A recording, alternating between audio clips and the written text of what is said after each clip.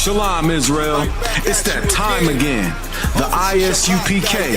under Commanding General Yahanna presents the Lord's 57th Annual Passover. That's right, the Lord's 57th Annual Passover, April 4th, 2026 in Houston, Texas.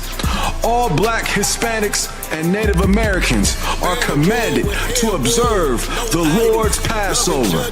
This will be the biggest Passover to date. You do not want to miss this. Fresh lamb, fresh wine, and bitter herbs as commanded by the Most High.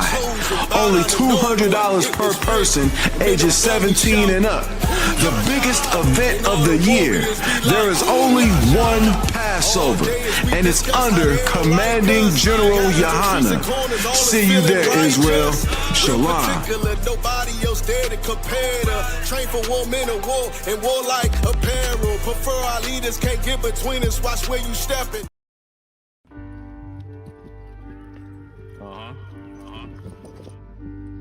Let's get it. Let's get it. This is how you make it to the Lord's 57th Annual Passover this year in Houston, Texas on the 4th of April.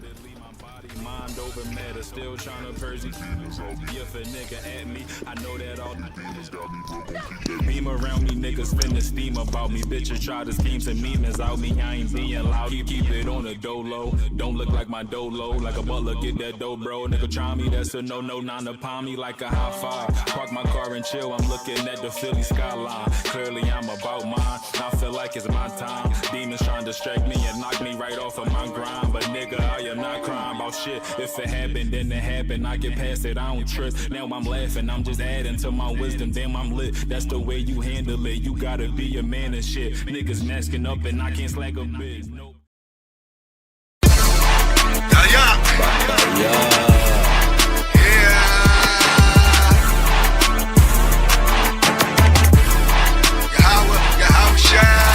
No holiday, hanging out Dollar Tree. Watch how we fall away. It's a high holy day. Hands over like trumpets is blowing. Can you feel the atonement? It's a high holy day. The dedications, but real sisters glad to have it. We feast in tabernacle. It's a high holy day. First fruits to spread 11 bread, and day to rest our head. It's a high holy day. No sweat, got a head start on you. Waking up a priest feeling royal. Shouting out and down to the power. Our Father, good God, just a sight of make a hate of blood boil. The real wanna know you. Sisters get different that never considered something knitting, they can feel it. Look how I'm giving, holy rolling up, sitting on high, too fly, no sign, the dry swishing eye, nigga. My spirit's like the most high living. Catch me with the Ottawa sipping. You ain't no pricing out from the same tribe. We kin up on my father's side, look how we resemble. He a nigga, I'm a nigga, all my niggas Latino, Native Indian. All black party, he ain't getting it. Spirit ridiculous. God washed our city, anointed us from the beginning. Wrapped us in linen, silk bracelets, ornaments, earrings that bling on our women. Death ornaments and a chain that swing from my neck. Big jewels in the crowns of the head of a bunch of mighty men. Though we all one body, my brother never go without it. If I got it, he got it, we got it together. Brotherhood is a weapon. Better watch how you step, who you threaten. It's a high holy day. No holiday, hanging out Dollar Tree. Watch how we fall away. It's a high holy day. Hands over like trumpets is blowing. Can you feel the atonement? It's a high holy day. The dedications, but real sisters glad to have it. We feast in tabernacle. It's a high holy day. First fruits to spread 11 bread, and day to rest our head. It's a high holy day. No tries who buys the most high behind us. So it don't matter if we not desired. You cowards be quiet in the midst of a prince. Stand clear in your fears. Contagious like bravery on these austere men over here, like Christ showing militants. Other camps he feminine, scared to fight demons like addicts having habits. Faggots lying down instead of fighting on the savage. SHALAM might Hebrew individualites, but they think they all follow Christ and got saved some way. Maybe one day You see just how it feels, making 144 in my ears as I'm steering. To get daring, had no fear, man. Chatting out the shop, he called me the wheel, man. Every day my zeal been up and it's stuck like my garments. A pop die yacht, what they call me. I be like, hard on the wall and I'm on it. Just give me the order so I know what the Lord wants. Meanwhile, I take a straw drink with strawberry orange. All the warrior, be on the jacket and the floor page. Fist up, reunion, the Lord made. Get your kids and ribs up, throw your fist up. Tell them what's your name. What's your name? What's your name? And they can't do shit at all. It's a high holy day, no holiday. Pagan idolatry. Watch how we fall away. It's a high holy day. Hands over like trumpets is blowing. Can you feel the atonement? It's a high holy day. The dedications for real sisters got to have it. We feasting tabernacle. It's a high holy day. First fruits to spread 11 bread, and day to rest our head. It's a high holy day. You see these high holy days, black man, Latino, and indigenous. These are the Lord's high holy days. These are your high holy days that you should be celebrating. Not Christmas, New Year's, birthdays, Mama's days, whatever white man days that he said you should celebrate. That has nothing to do with us. But these high holy days that are in the scriptures, those are the days that you should celebrate. Black man, Latino, and indigenous, you are God's chosen people. You keep these high holy days.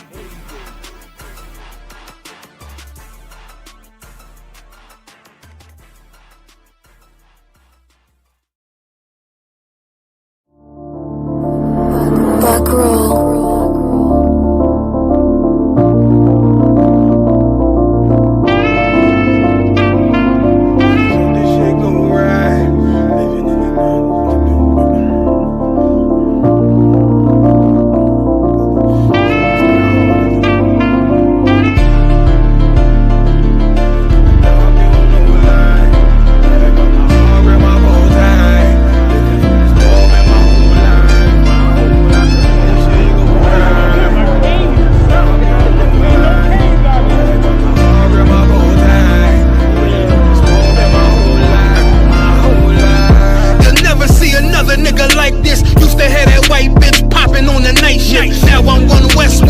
Than the I.S.U.P.K on you rappers' necks, and it's feeling like some vice grips. Yeah, that's light shit. Send my bro a kite quick. Ties of war, we ain't forget about you. Keep your light lit. Rappers can't see, most of them scared to witness. Go on, close your eyes. There's one right here for the trenches. Bad bitches, natural hair or extensions. Hood niggas that'll probably grip like some dentures. Brothers on them fences. 23 and 1 out. Praying that commissary hit before it run out. Bitches on the gram, dog filter with their tongue out. Couldn't stay home because they found the dugout. Closed casket, burner in the low jacket. My co-captain, riding on these whole rappers. My hoes fabulous. Now I don't mean that derogatory, but I'm a player and there's no my women riding for me. I avoided Maury. I got 2 jets. If I can't make it through for them, then I'm useless. Sit down that roof, Chris, with a couple bosses. After the war, just to count our losses. It's not many. You see a smile on my face, but I'm not friendly. Going on my waist, sipping white Henny. I just hope this shit go right. Living in the dark, you don't know light. Gotta got my heart with my bow tie. Waiting on the swab in my whole life.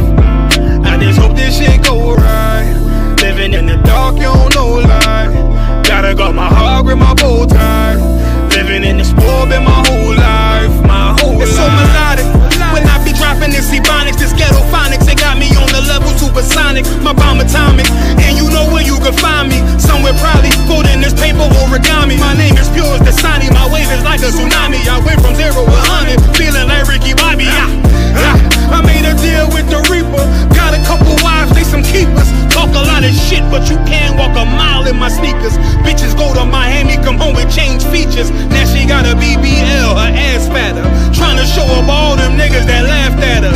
Now when they see her, they only wanna fuck her. They just wanna touch her, they don't wanna cuff her. They just wanna come and kick it with her like a punter. Turned her to a runner, now it's all aboard the train.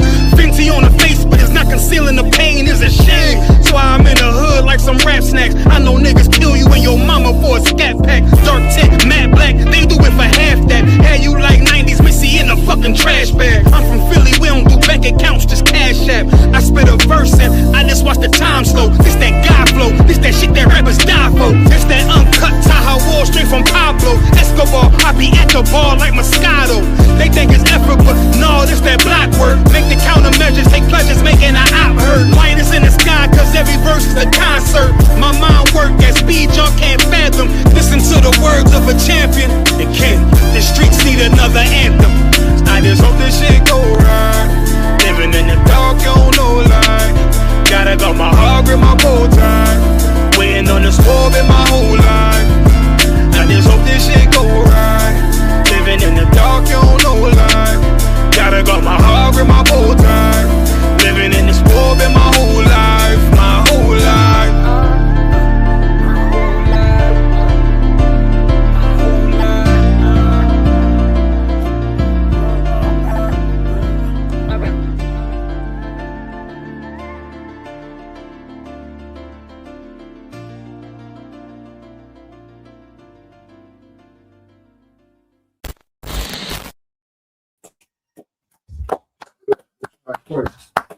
Captain 13,000 in Carnival Ride, under Commanding General Yahanna. We are the Israelite School of UPK, start out of 1 West 125th Street, Harlem, New York. And tonight is the second part. We're going into the book of Esther for the closing of the Feast of Purim.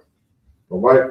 So to just give you, just to bring everybody up to speed, if you wasn't tuning in, yesterday and today is considered the Feast of Purim. Once again, where the Lord took the perfect opportunity and used a black woman with the counsel and the instruction of a black man from the tribe of Benjamin to destroy our enemy who was trying to wipe us out. Countless and countless times, the Lord has always intervened and used us to destroy our enemies as soon as we seek his protection. We don't never stand for ourselves. We don't go get guns. We don't try to fight our oppressor, in a physical warfare or anything like that. When we turn and we choose to obey the Most High, and we suffer and afflict our souls in the sight of the Most High, the Lord moves swiftly in our favor. He moves swiftly in our favor. And when we read up onto these last couple of chapters in the book of Esther, you're going to see how vicious the Lord moves once he is on our side.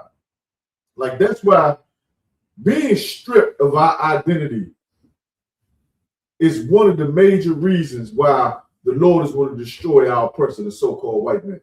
Because being stripped of our identity and being removed from our culture and our heritage, which is the records in this Bible, these high holy days, these feast days, we will remember that if we stop eating pork, if we stop smoking weed, if we stop getting high, if we stop being whores, if we stop loving the holidays and the customs of other nations, our God, the only one true God, will move in our favor and destroy whoever stands in our way. And he'll do it in style. Right. Like when you read these next chapters, you're gonna see how you ain't gonna be able to deny that the Lord is a black man.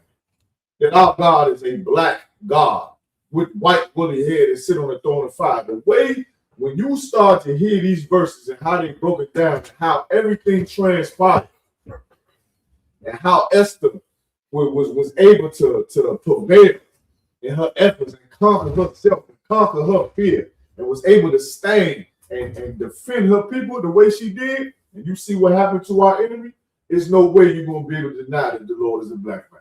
Right. All right, so let's jump into it. So last night we left off on Esther chapter 5, verse 4. So let's just go ahead and read Esther chapter 5, verse 4, and then we'll continue from there. Khan. It's Esther chapter 5 and verse 4. And Esther answered, if it seemed good unto the king. Talk a little louder though, brother. Khan. And Esther answered, if it seemed good unto the king, let the king and Haman come this day unto the banquet that I have prepared for him. Okay, so boom. So bring you up to speed. So throughout, from the first chapter leading up to now, right? Esther is a young sister, a young, beautiful sister, who was brought to the king and became queen after his wife disobeyed and dishonored him when he called her to him. The heathen woman's name was Vashti. This king was having a huge banquet, a huge party, and he called his wife to come be next to his side to show off to his friends and to his inner circle. and she refused him, embarrassed him. So after all of that happened, the king went to his counselors, to the men of wisdom and the men that knew law and judgment in the times, and said, well, what should we do about this? So they punished Queen Vashti, made a new law that women are going to own. This is a heathen king, the Persian king of Xerxes or Ahasuerus in the Bible. He made a new law based on what that woman did from her disobedience. Based on what she did, he made a new law in all of his providence saying that women are going to obey their husbands, whether they be rich or poor, from the greatest to the least. And so after that, he sent out his officers and say, man, find me a new beautiful wife. Find me a new beautiful queen. And they found Esther. Esther was the daughter of a brother and sister who passed away, who lost their lives. And the brother of her father was a brother named Mordecai, a Benjamite brother by the name of Mordecai. Mordecai had so much integrity and stood with the Lord, stood with the Most High. So much so, Haman, one of the head chamberlains in Xerxes' court, or amongst his, his officers and all of his counselors and the people that handled his daily business in this palace. The palace was named Shushan. So Haman was a heathen, an Amalekite, which would be considered today a so-called Jew. He will see Mordecai in the inner court, see him walk past him. Everybody except for Mordecai would bow and honor this disgusting Amalekite, this disgusting so-called Jew named Haman. Everybody would bow to him and grovel at his feet, except for Mordecai, this one Jew. And because of it, Haman sought to destroy all the Jews. He sought to kill all the Jews. He had the money, he had the financial backing to do it. And up until this chapter, the king signed off on it and agreed to it. Agreed that Haman could get all the Jews killed. They sent all the letters throughout the provinces. It showed up at the door of the so-called Jews that lived throughout all the provinces of the Persians and the Medes here in King of Xerxes' empire. You understand that on this day, the Jews will be killed. That's what it said.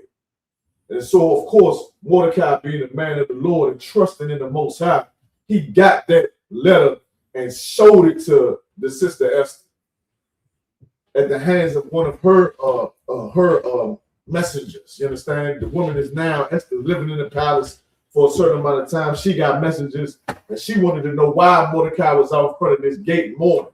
So he got the letter and showed her everything that this heathen Haman planned to do to the so-called Jews. And so he had to arm her and gird her with strength. He ordered that young sister, his niece, he ordered her to go into the king to tell him what Haman planned to do. And first, Esther did not want to do it. She was afraid. Esther did not want to do it. She told Mordecai that I cannot just walk into the king's throne room. I can't just walk up on the king's throne because it's a law. If you go in there without being announced, you'll be unalive. You'll be killed. Mordecai said, forget all that. You better take your behind in there and do what I'm telling you to do, or the Lord is going to find somebody else to do it. He's going to find somebody else to deliver us, and the Lord going to deal with you. You're going to lose your life anyway. Don't think you're exempt. That's in all of the chapters leading up to now in verse 5. So now, verse 5, we hear Esther and all of her handmaids, everybody in the house, they fast. She told Mordecai and all of the people to fast as well. They're going to fast without water to seek the Lord's help. So they're doing that now. She's done that, and now she was accepted into King Xerxes' throne room, and now this is what she would like to do. All right, this is how she's going to move the king. This is how the Spirit of the Lord is going to work through the sister Esther. So now let's go ahead and chapter 5, and let's see. Let's go ahead and start at 5, verse 1. Just to bring everybody back up to speed, we'll go in chapter 5, verse 1. You can tell this sister here, hello, how are you? I have 2 questions. What verse? Go ahead and read that question she had. It's from Shell. Says, hello, how are you? I have 2 questions. What verse it says sis is not supposed to wear pants? And what nationality were Jacob's 4 wives? Please, thank you. Okay, all right. Hold that question, sis. Shapat, you could just pull the description with Jacob had 4 wives. Hold it. We'll speak about that, and then we'll go into the question. We're going to read verse 5. Now, just real quick, sis. The Bible doesn't say a woman can't wear pants. You understand what I'm saying? What a woman cannot do is wear clothes and pretend to be a man. Meaning she shouldn't adorn herself like a man and try to carry her life like a man, or what would you consider a lesbian or alternative lifestyle. A woman can wear pants, though. You know what I'm saying? A woman can wear pants. She can wear a big t-shirt. She can wear a hoodie. It's just saying she can't wear a hoodie and wear pants and pretend to be a man and go and seeking the affection of a woman. That's what that means. So there is no scripture saying that a woman cannot wear pants. All right? Let's go ahead and let's stick here too. All right? Because we got a little bit to go through. I want to get through all of it. All right? So let's go through Esther chapter 5. Let's start at verse 1. All right? This is Esther chapter 5 verse 1. Now it came to pass on the 3rd day that Esther put on her royal apparel. Okay, so this is after they fasted. This is after Mordecai ordered and told her what she needed to do. Keep reading. And stood in the inner court of the king's house, over against the king's house. And the king sat upon his royal throne in the royal house. In the royal house. Go ahead. Over against the gate of the house. Go ahead. And it was so, when the king saw Esther, the queen, standing in the court, that she obtained favor in his sight. Stop right there. So this is after Esther and all of her bridesmaids, all her handmaids, they fasted according to what Mordecai told her to do and sought the Lord's face. So she got herself together, got nice and fly and beautified herself, and she went and stood over in the king's court. And when that King Xerxes saw her, he was like, God, good night. Right. That is a bad woman over there. Right. You understand? And you black women, you Hispanic women, you Native American Indian women, you learn something. You learn something from this sister, man. Like she ain't getting beautified to just go, to get to be flirtatious in the club, to get free drinks. Like this sister getting fly and beautifying herself through the Spirit of the Lord to do something mighty for her nation. It said that the king saw favor with her. Keep reading. She do it for her husband. Say it again. She do it for her husband. And she did it for her husband. Nowadays, not social media. Come on, they get all sassy for likes. Man, that man in the house, he ain't getting all that angles and shit. Right. He getting the dumbass head wrap. Don't let gloss for nothing. You know what I'm saying? Instagram, get it all. Yep. Captain Shark said, get Captain Shark in here. You're doing this for her man. You understand? Even though she in the world, the Lord raised her up to do something right. Yep. She got to do it. And she's doing it for her husband. You understand? Keep reading. And the king held out to Esther the golden scepter that was in his hand. Mm-hmm. So Esther drew near and touched the top of the scepter. So he got this golden scepter out because the golden scepter is signifying his power and authority. So he had to arch out the golden scepter and raise the golden scepter and Esther so that the men that's in the royal court didn't kill him for coming in, because it's law that if you're not announced to come in here, you're going to get put to death. So he had to raise that scepter to say, nah, she cool, she good. And she was so good, walking there. When she walked up to him, she touched the scepter. Like, what's up, baby? Knew exactly what to do. You understand? Mm-hmm. Keep reading. Then said the king unto her, what wilt thou, Queen Esther? And what is thy request? Keep reading. It shall be given thee to the half of the kingdom. Listen, he said, man, sis, baby, you can have whatever you want. What you want? You can have half the kingdom. Just go ahead and ask, and you can have. That's how bad this broad is out. Mm-hmm. And just to reiterate, we went through it last night. These heathens, when they come up against us, I think about the book, the story of Judah. It's so many. The women in the Israelite school of U.P.K, the black Hispanic women, you the daughters of Seth. Right. Abraham's wife was bad, so bad the king was like, hey man, you ain't gonna tell me this your woman? I almost killed you. Man. Why you ain't tell me this is your wife, man? That's right. Sarah, you the daughters of Seth. So this This woman here, Esther, is the daughter of Seth. Like our sisters are notorious for being born. It's like a superpower how bad our women is. Right. It's a superpower. Keep reading. Kind. And Esther answered, if it seem good unto the king, let the king and Haman come this day unto the banquet that I have prepared for him. So listen, she said, I put a banquet together for you and who else? Haman, who was our enemy. So the Lord put the spirit on Esther to get this done right. Meaning she about to line him all up. She about to set all the pieces up on the board. She said, I made this banquet. And look at how feminine she's doing. Right. She ain't just walking up to the king like, yeah, this man Haman is he foul. She ain't go up and just start running her mouth. She did it with some class, with some taste to get what she wants. You black women got to learn from that. See, what black and Hispanic women have learned from the white man is that you should get what you want by being rude and try to be masculine and try to be obnoxious and provocative. That's how you get what you want, but you don't get anything. You don't get anything. You understand? You don't get anything. They make it seem like that's the way a black woman should get what she wants, by being loud and boisterous and all of that. This sister right here, with the spirit of the Lord on her, she like, man, I made you a banquet for you and Haman. A banquet, a huge meal. I just want to do something nice for y'all. Yeah. You understand? Keep reading. Kind. Then the king said, cause Haman to make haste, that he may do as Esther has said. So the king and Haman came to the banquet that Esther had prepared. He said, man, tell Haman to hurry up. Do you not see my bad wife in here? That's the maintenance of my party. Don't get him to tell him to hurry up, man.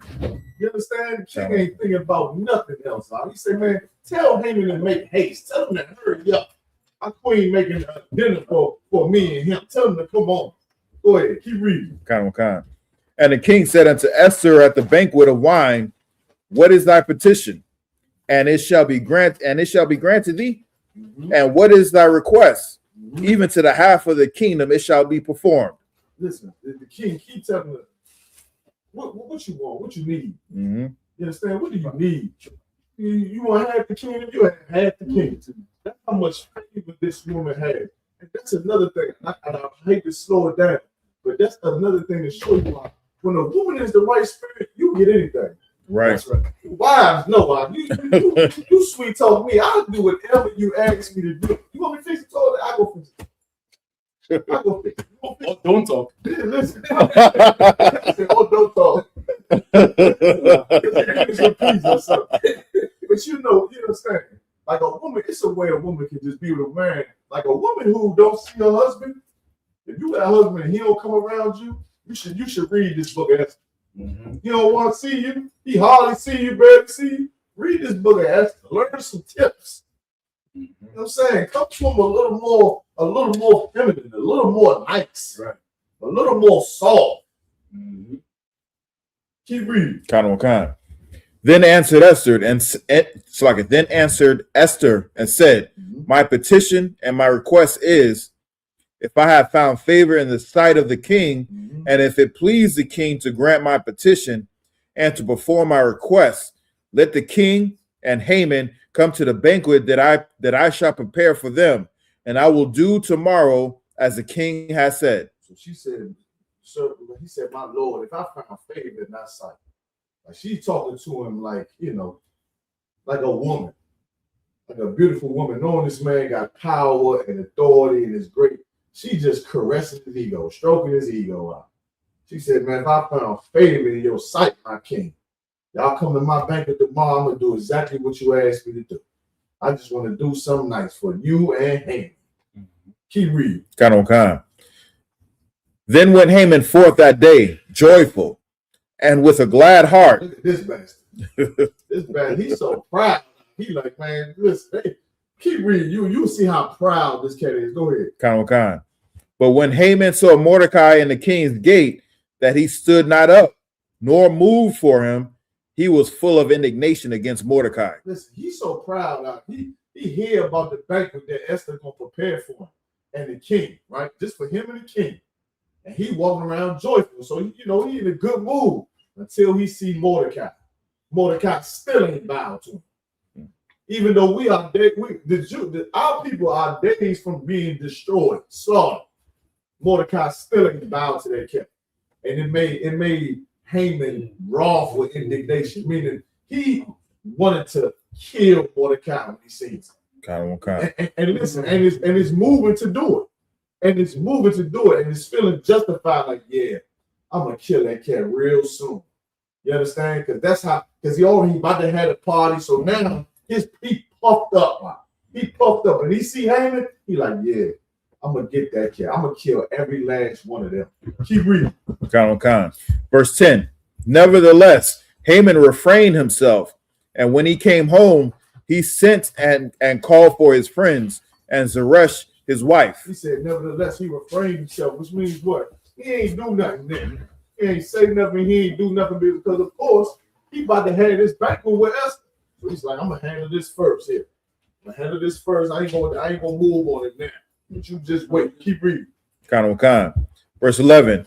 And Haman told them of the glory of his riches and the multitude of his children and all the things wherein the king had promoted him, and how he had advanced him above the princes and servants of the king. So now Haman, he called for his friends. He tell his friends to come over. That's how excited he is. He calling for his friends. Now he boasting his friends. He trying to tell his wife, like, yeah, the kingdom made me head of all the princes. I'm in charge. He like, you know, who under Donald Trump? Who will be the position under Donald Trump? Somebody. Donald Trump, the president. Who will be? Vance. The vice president. Yeah, Vance. J.D. Vance, doesn't it? Yeah, J.D. Vance, the vice president. So he like the vice president of the kingdom. So he go and tell his wife and tell all his friends, like, yeah, man, I'm vice president out here, man. I got all this money. His wife about to make a dinner for me to buy. What you know about that? So he talked to his wife. His wife gonna make dinner for me to buy. You understand? Keep reading. Verse 12. Haman said, moreover, yea, Esther the queen did let no man come in with the king unto the banquet that she had prepared, but myself. Because he tell his wife, like, listen, it's just gonna be me and the king at the banquet. Ain't nobody else even coming. She ain't let nobody coming but me and him. How you like that? So now he boasting in front of his wife about how good he got it, and how much money he got, and how rich he is, how he having it so good. Read. And tomorrow am I invited unto her also with the king. Also with the king. Like, he's like, man, girl, he telling his wife, I'm sitting with the king and his wife. They making me a banquet. Right. And let me tell you something. This is how they seduce these silly black entertainers and you preachers. Soon as they get to sit with some white man, they show the entertainer sitting with some white man, you start thinking you're better than black people. Yeah. You start thinking that you're better than the rest of us. That is the spirit of the heathen. Right. You understand? Now you got to remember Mordecai. Like say, Mordecai could have bowed to Haman. And maybe Haman would have took favor. Who knows? You understand? But what this heathen is doing here, by being accepted with this king and going to sit with him and feeling all rich, that's how they seduce these silly black entertainers, these politicians, especially these politicians. You let these black politicians shake the hands of Donald Trump or some white president, you think you Jesus Christ. You think you so special because you're going to sit with white people who really sexual deviants and pedophiles.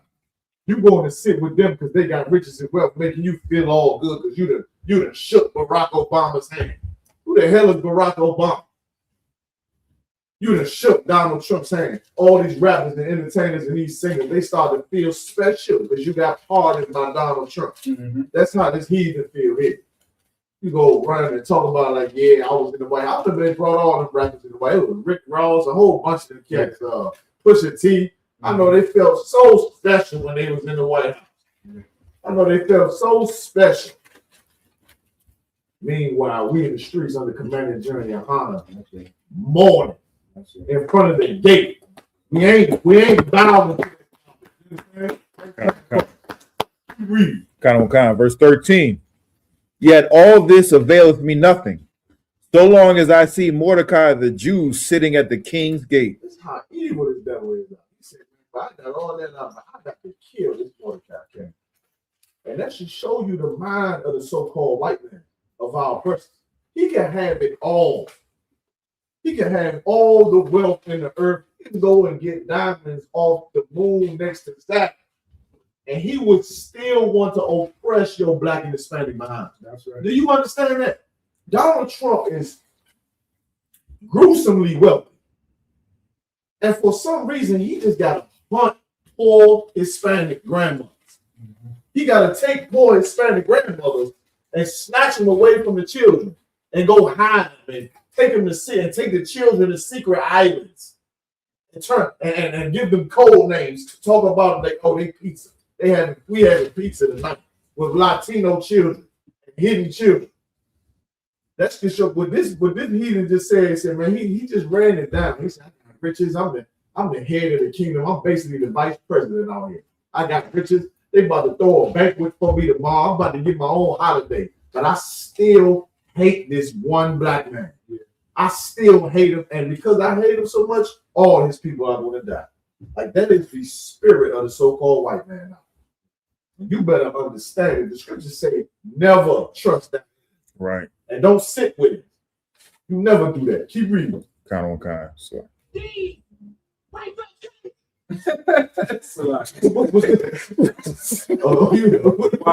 I'm giving you ad-libs. What that joke say? Hit it again. Kind on kind.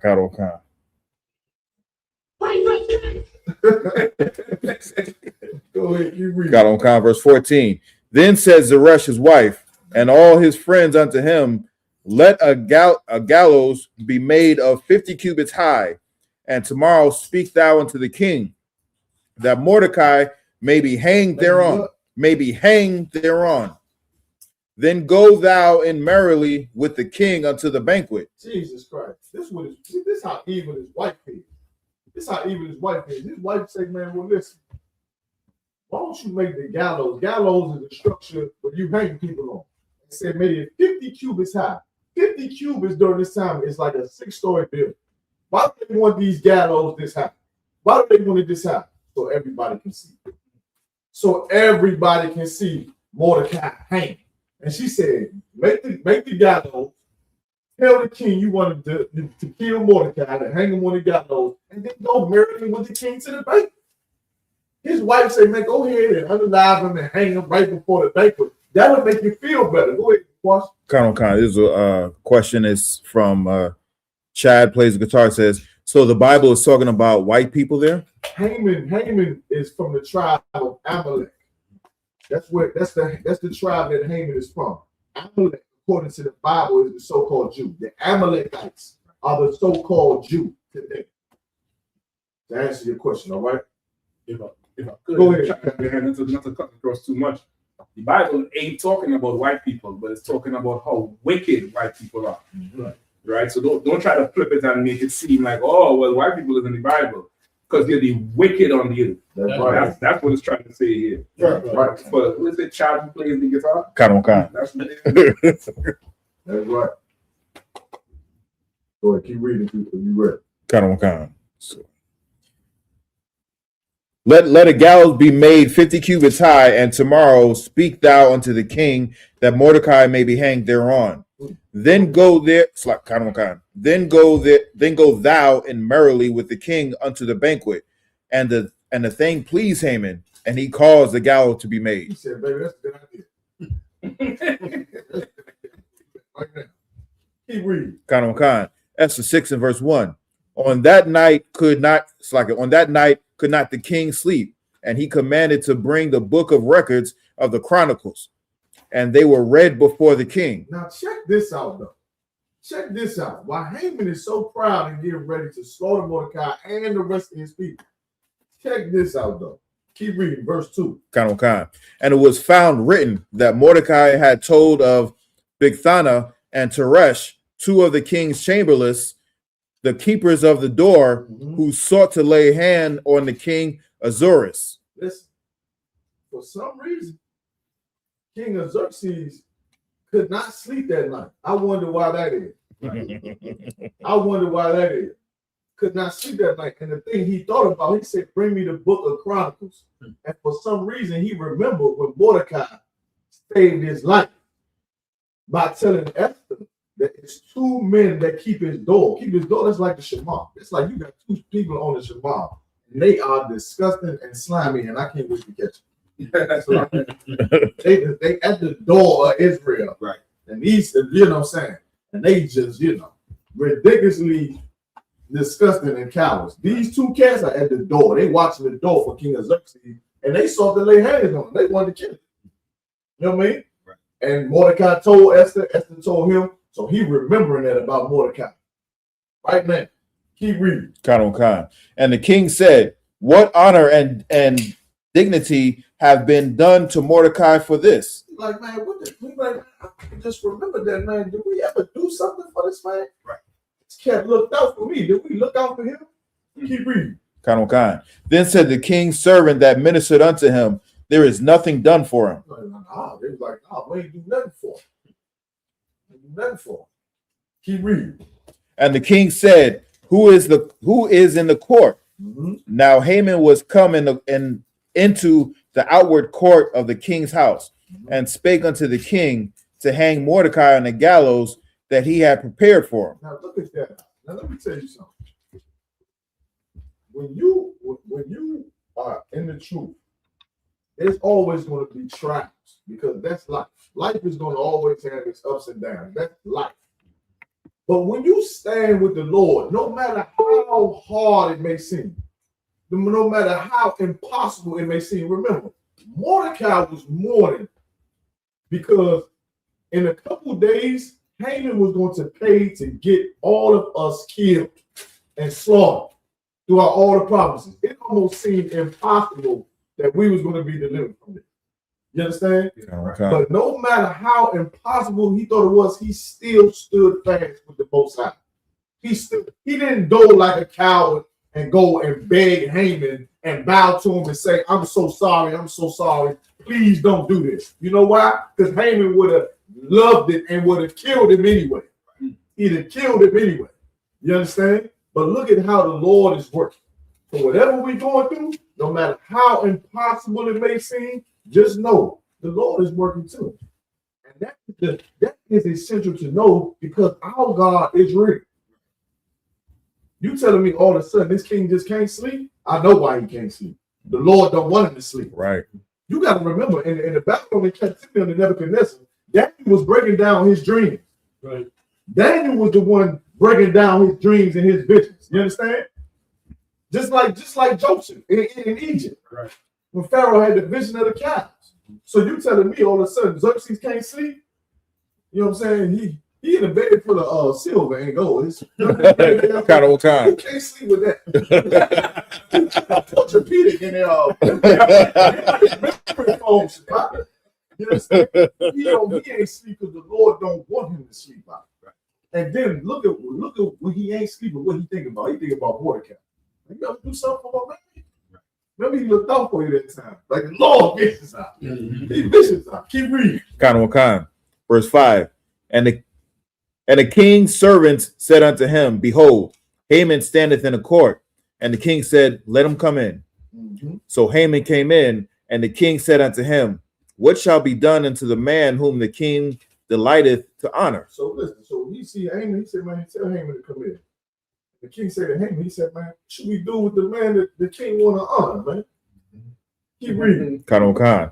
Now Haman thought in his heart, to whom the king delight to do honor, more than to myself. That's how proud this cat is. He's like, oh, me? Oh, man.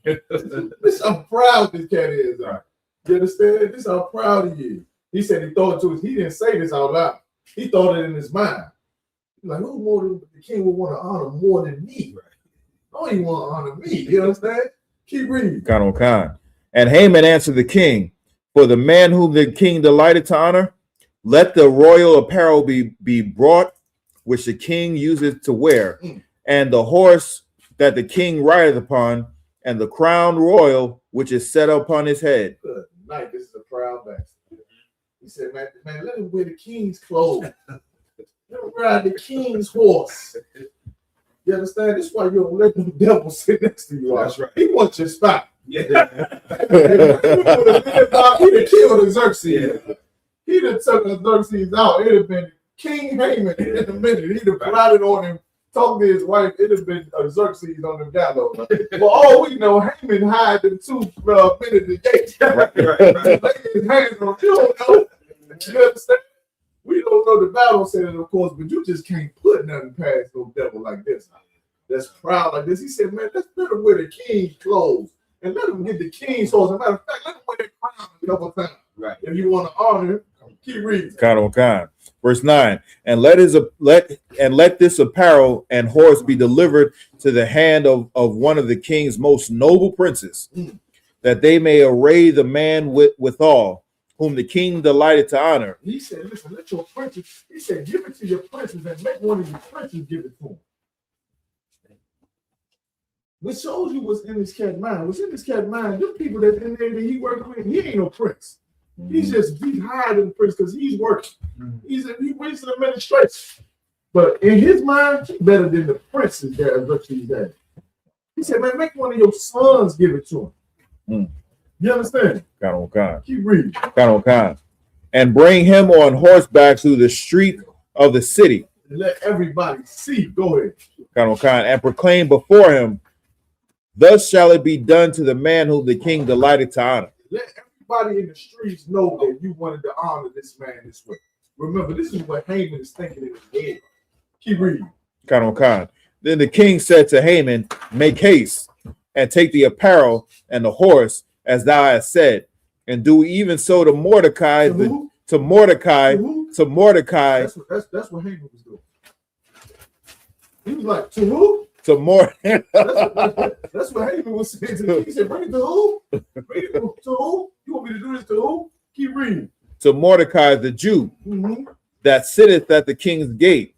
Let nothing fail of all that thou hast spoken. Good. Lord is not no game.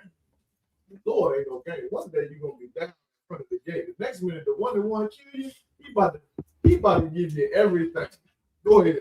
Kind of slide. This is really heavy because Haman's wife told him, like, you ain't feeling good about the dinner tomorrow, so go to the king tonight and see if you can get him killed. Yeah. And he's going there that night. Yeah. And then that night, the king told him Mordecai, brand new clothes.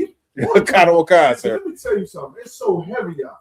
Like when you feel like it's impossible, like the Lord got something waiting on you out that's incredible.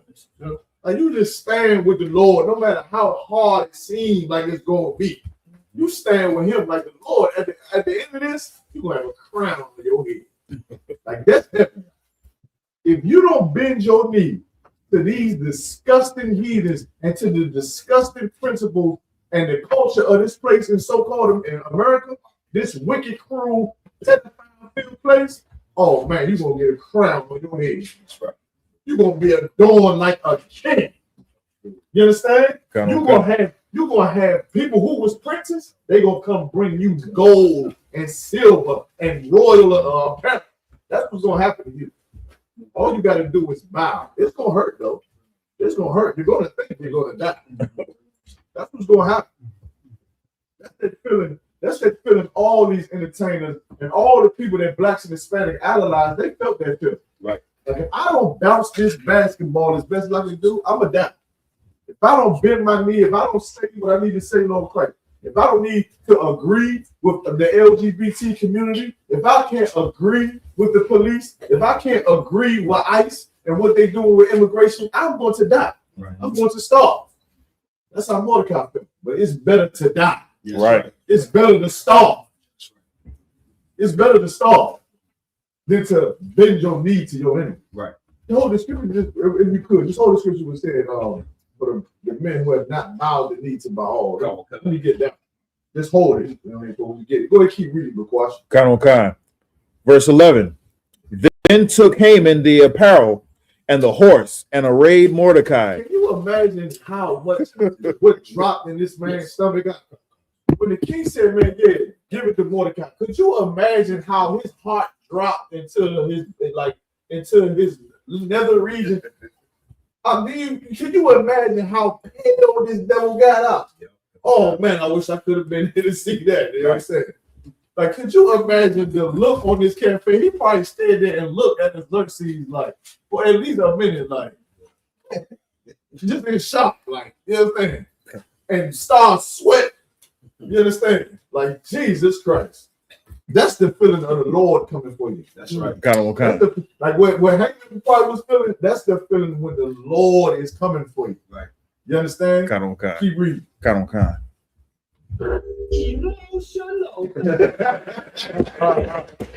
Yo, we need those. Those need to be standing like the tongue on the straw. For real, good. Kind. Then took Haman the apparel and the horse and arrayed Mordecai and brought him on horseback through the street of the city and proclaimed before him, thus shall it be done unto the man whom the king delighted to honor. Stop. Why else is this so heavy? Why else is this so heavy? I know that's a very short question, but okay. Well, just having the Mordecai, why is that so important at this time? Now, let's remember the story. We know what's going on. We know what Mordecai did, what he was doing. We know what was happening to the Jews, to our people then. And now we just read that everything that Haman wanted to do was just done to Mordecai. They taking him through the streets to show everybody who in the streets. Who in the streets? Go ahead. The people who know the proclaim that all the Jews are going to be killed. People? The Jews and us. So imagine being us. We just got a letter. Y'all know what bills feel like. I sat and watched my mail slot get full of so many bills. I just don't look at it. I just let it get full. So you get one of them bills out and you open it up and it said, yeah, on Saturday, you and the rest of you Jews was going to die. It's like, I should not open that. So remember now, all the Jews know that on a certain day, there's going to be men that come and try to kill them. And remember, we have been going through this since Egypt. Right. We've been going through this since Egypt. If we don't get our acts together at this point, we are a rebellious. When the scriptures say we rebellious, we are rebellious, hard-headed, stiff-necked. That is exactly what we are. Because we have been going through, these heathens have been trying to slaughter us since we have been in Egypt. Right. But now, imagine you getting that letter, and then you come on the street, and Mordecai got royal apparel and a crown, and he on a horse. It's like, hold up. And knowing what Mordecai did, Mordecai mourned in the king's gate. Everybody know he mourned in the king's gate. What's going to show you? When you stand with the Most High, that's what spread is with. Everybody gonna see. Everybody gonna see it. If they would have seen Mordecai bow to that heathen, like the rest of Mordecai was not the only so-called black man or Israelite that worked in that power. He wasn't the only man that did it. You know what I'm saying? You can't think like a white man when you read the Bible. When they speak about this heathen's kingdom or Xerxes' kingdom, just think about a city. It takes numerous people to run a city. Remember, he had over 120 provinces in his kingdom. You understand? So bring it to the day. That's buses, that's trains, that's markets. You understand? He had a whole economy in his kingdom. You understand? So it wasn't just Mordecai ain't just the only Jew working in there. It's other brothers and sisters, but the Lord ain't mentioned them. Right. Maybe the Lord ain't mentioned them because they bowed. With the rest of everybody else, but Mordecai didn't bow.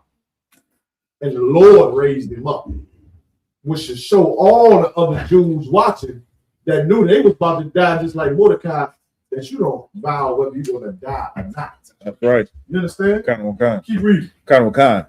And Mordecai came again to the king's gate, but Haman hastened to his house, mourning and having his head covered. I'm telling you, that cat's scared. That cat is scared. He was just finna go to the king to tell him to kill Mordecai. Mordecai riding up to that junk looking at Haman off the, you understand, with crowns, and he got silk. What else they got? Kazak. Look at this. Somebody turn the cap on Kazak, man. He got the gold headpiece. He went from sackcloth to looking like Kazak with the gold in the hand. with the gold silk handpiece on the horse riding past Haman. Haman running to his house. You understand? The Lord about to get on him. That's right. You understand? Keep reading. Verse 13. And Haman told Zeresh his wife and all his friends everything that had befallen him. So he was just in there telling his wife and all his friends how rich he was and how important he was. You know, how Queen Esther about to make this banquet. Now he's telling like, listen, Mordecai is he got all the king stuff. You know what I mean? He telling them the whole situation. Keep reading. Then said his wise men and Zeresh his wife unto him, if Mordecai be of the seed of the Jews, before whom thou hast begun to fall, thou shalt not prevail against him. They're like, yo, you not going to survive. Like he told that his wife was just telling him, why don't you kill Mordecai before you go to the banquet? Now she telling him like, listen, if this Mordecai is this Jew, like you said, you already put beneath him. You understand? Because now he basically beneath him. He like, you ain't gonna survive. You ain't gonna survive it. That's what his wife telling him. His wife telling him you about that.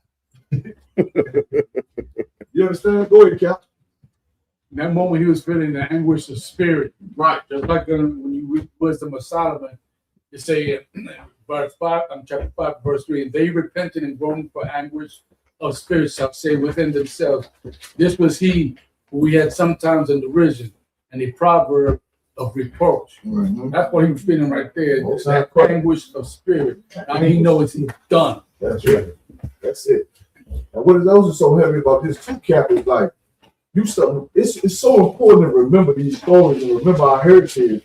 And that's why it's so important that we hold true to it, because there's other scriptures flow, like the one you just pulled out. But then there's another one that says, be angry and sin not. You understand? Mordecai could have, tried to do something about, what happened to the dude.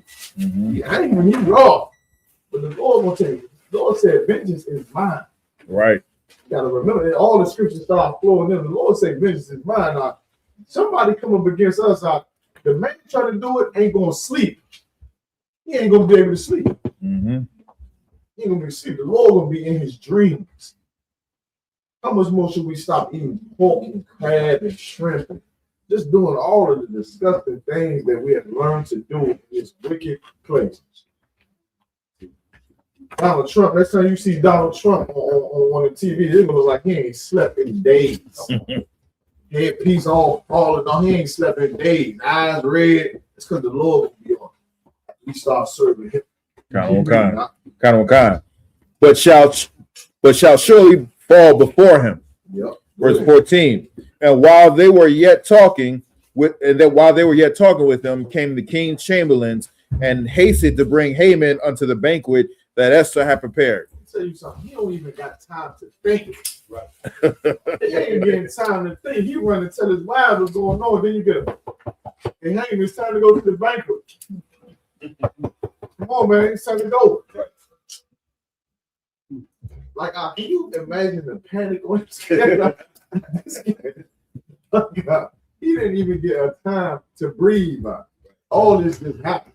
He gave Mordecai the clothes, took him through the street, went and told his rib like, yo, you about to die. Come on, Haman. Like that. Like, oh my goodness. Like, oh, it's a black man. Right. It's called baking the cake. That's right. Straight up. You understand?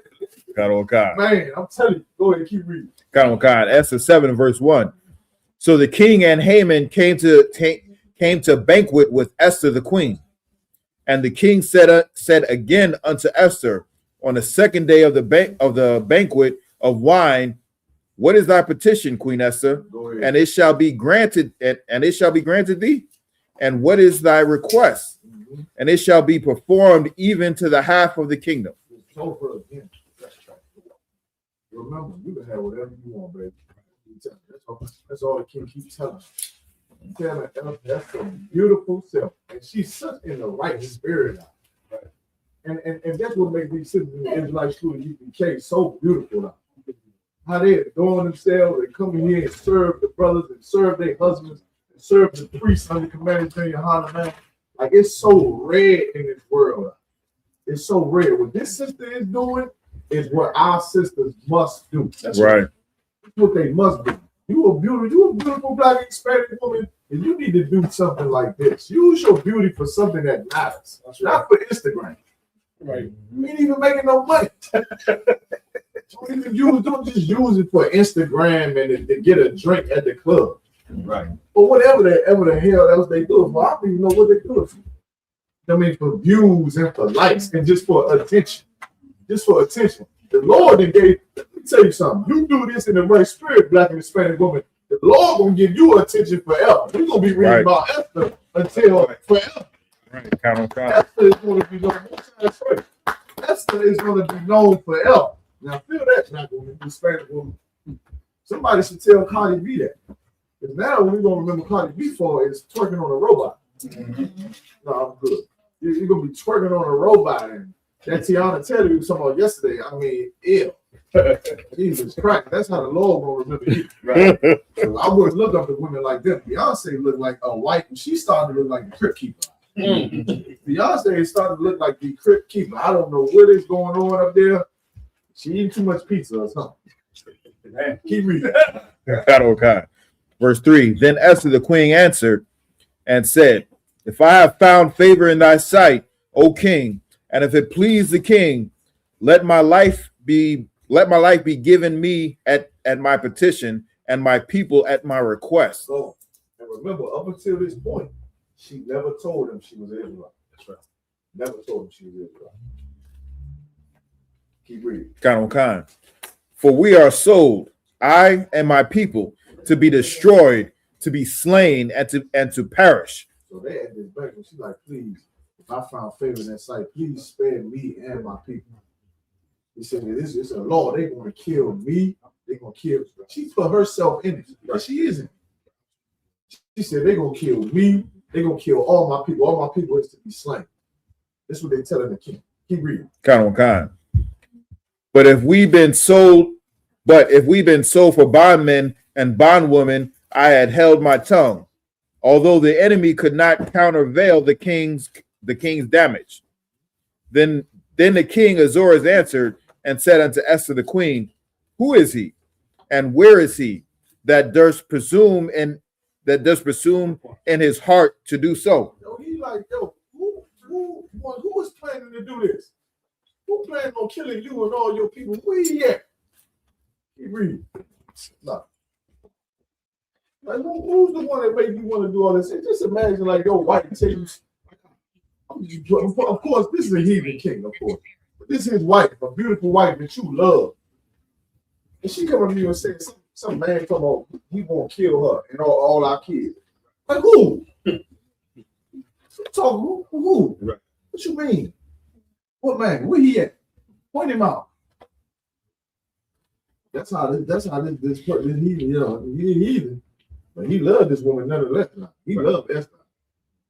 You understand? Esther got more favor than any other of his women. Right. So you can imagine how a man like that love a woman like that. Like, who's trying to kill you and your people? Mm-hmm. Keep reading. Kind.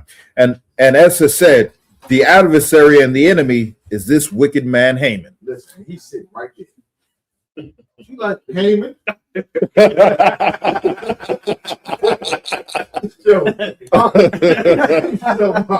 Like black women are they vicious. Yeah. Like the white man has manipulated them to turn that viciousness against us. Right. And they need to be vicious against them. Right. You understand? They need to be vicious against them. Right. Oh, you trying to lock my man up? Like Eve got to turn that spirit on to keep us whole. Right. They ain't gonna lock my man up. She's like, don't worry, baby, I got it. I'm gonna handle it. Right. Get all nice and cute and beautiful for her husband. Like, yeah, something. Get him off the hook. Right.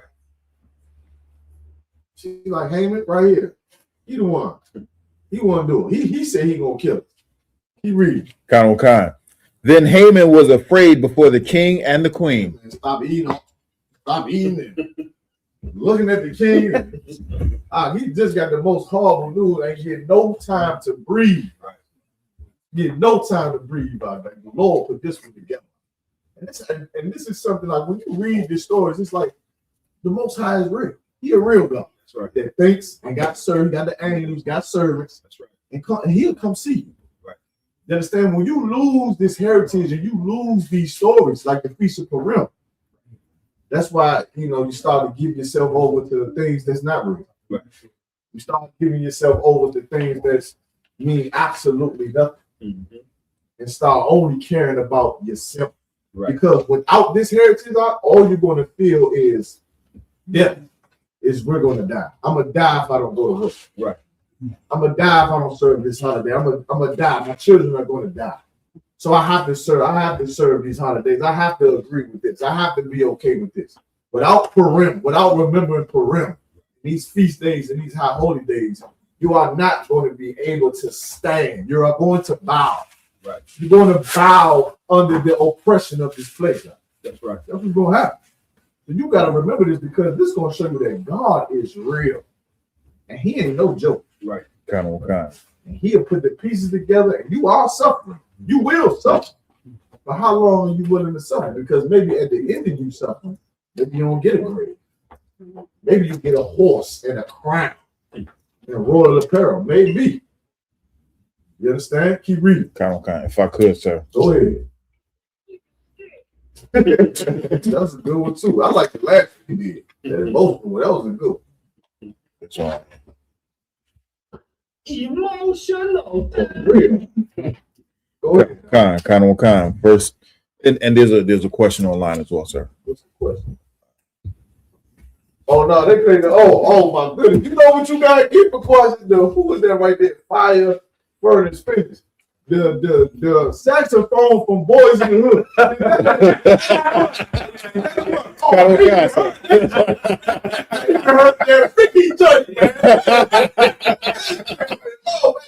out the Boys in the Hood saxophone. That's what Haman heard right there. What's the question though? Kind. The question is quick from Chad Plays Guitar. It says, quick question. How did y'all end up discerning Black and Hispanic people as the real Jews? Or do you not believe the history that is taught about the transatlantic slave trade? Respectfully. No sweat, brother. We'll first of all, you go to Genesis chapter 49. That is when Jacob gave the prophecy of what's going to befall his sons, the 12 lost tribes, in the last days. If we got a little bit of time after we go over Purim, we'll go into it. But that's where you get the breakdown of who the 12 tribes are and where they will be in the last days. That's in Genesis chapter 49, all right? So just hold that, brother, all right? Go ahead. Two things, right? Go ahead. I know his nationality. Yeah, Chad, what's his name? Chad Plays Guitar. Chad, what's your nationality? Put that in the chat, all right? And the second thing is because advertise the number so they could call it. Kind. All right. So Chad that plays the guitar, put your let us know what your nationality is. All right. Go ahead, keep reading that.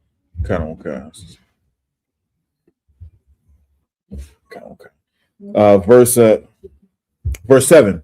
And the king arising from the banquet of wine in his wrath went into the palace garden, and Haman stood up to make requests for his life to Esther the queen. Listen, man, so the king was angry out. He was angry. He got up off that banquet out and walked into the court like, yo. And so now Haman went to go and beg Esther like, yo, please, just try to tell the king I didn't mean to do it. I didn't mean to do it. Right. What the hell is he going to say? Yeah. He got a whole piece of, if Esther pulled out the piece of paper like, no, it's right here. Right. Like that. She pulled out the piece of paper and showing. Like he was planning to do this. What is he going to say? Right. Keep reading. Kind of. And it's like it. For he saw that there was evil determined against him by the king. Mm-hmm. He knew it. He knew Xerxes was going to kill him. He knew it. Keep reading. Kind. Then the king returned out of the palace garden into the place of the banquet of wine, and Haman was fallen upon the bed whereon Esther was. Listen, so he running after Esther trying to tell her, like, please, and end up falling on top of him. when the king come back, like I'm like, come on, bro. Yeah. Come on, bro. How can you, you know what I'm saying? He really just put himself in a bad situation. He read. Kind. Then said the king, will he force the queen also before me in the house? But you gonna force my wife to have sex with you in my palace? After you just told me you trying to kill him? Like, bro, like, like the Lord could deal with our enemies out on a level that's completely, like, we think that goes into when it said the Lord says my ways are not your ways and my thoughts are your thoughts. Brother, all we gotta do is stop eating pork. We ain't gotta think about, going to get the secret numbers on our birth certificate so we can get, amnesty from, taxes or whatever the hell. We don't need to do all that. Right. We just need to stop eating pork and stop getting high. Right. Stop celebrating these holidays and stop killing each other. Let's start there. The Lord will deal with these heathens on another level. That's right. On another level. Keep reading. Kind slide.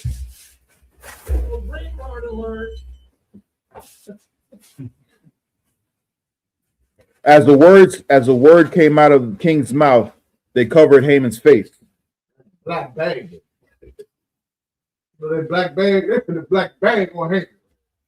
Soon as the voice like, my wife in the chamber is gone. He ain't breathed since he seen his wife the first time.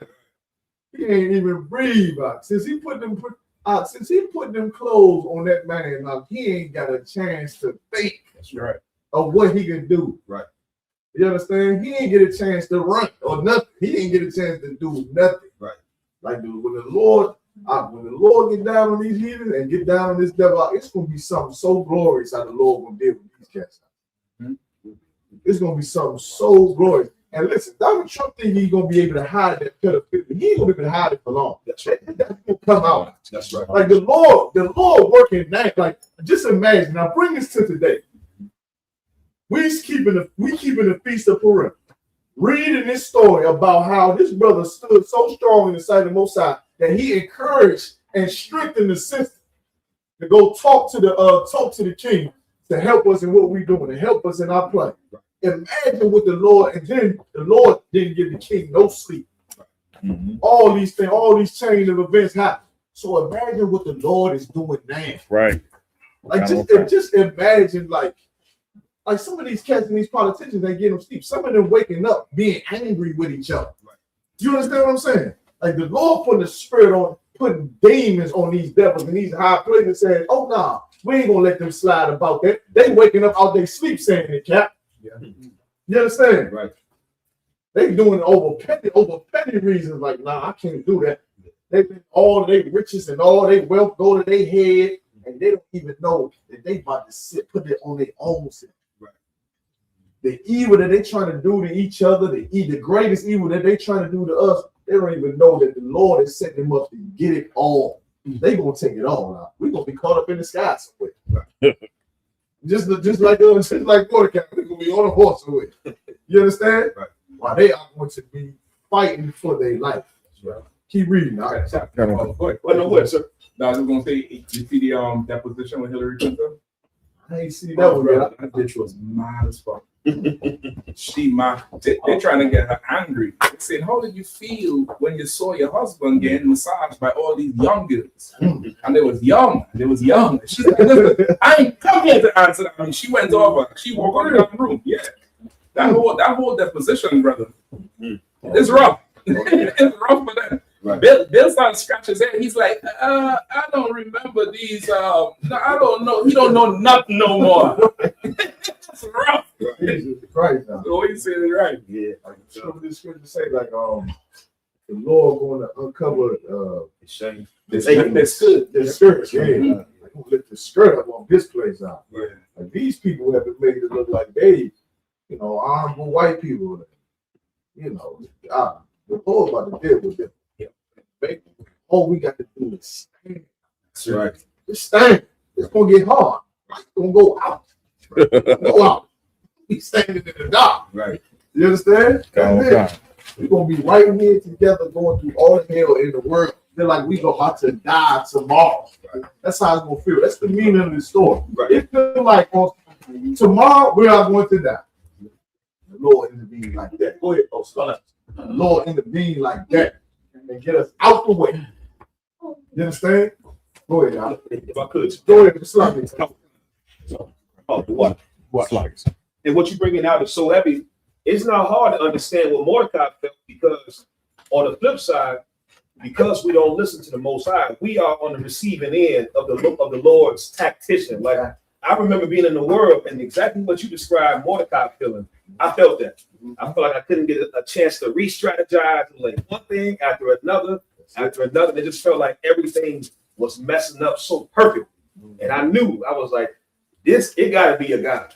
Because ain't nowhere in the world that this is messing up so perfectly like this. Right. And I knew then, okay, I can't fight with this nigga. I didn't say that. I told myself. I was in the courthouse. I said, I can't fight with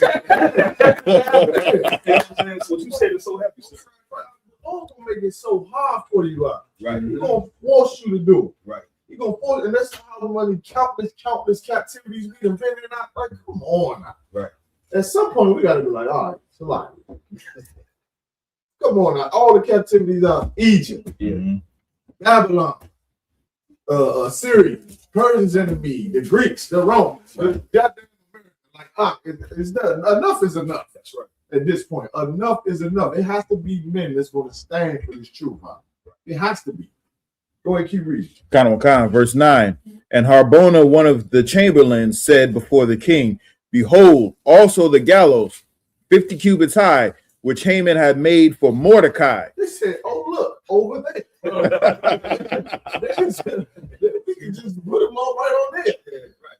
The gallows that he built for Mordecai. Right. Go ahead, Kevin. See the quality of work that we did.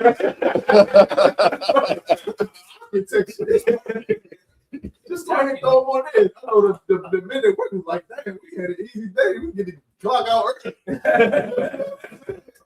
He had to build that, had to do nothing. He built it for himself. That's right. You understand? He built it for himself and got hung on the joints. I keep reading. So look, I'm still here. Which Haman had made for Mordecai, who had spoken good for the king, standeth in the house of Haman. And remember too, he talking about Mordecai. And the king, remember, Mordecai saved his life.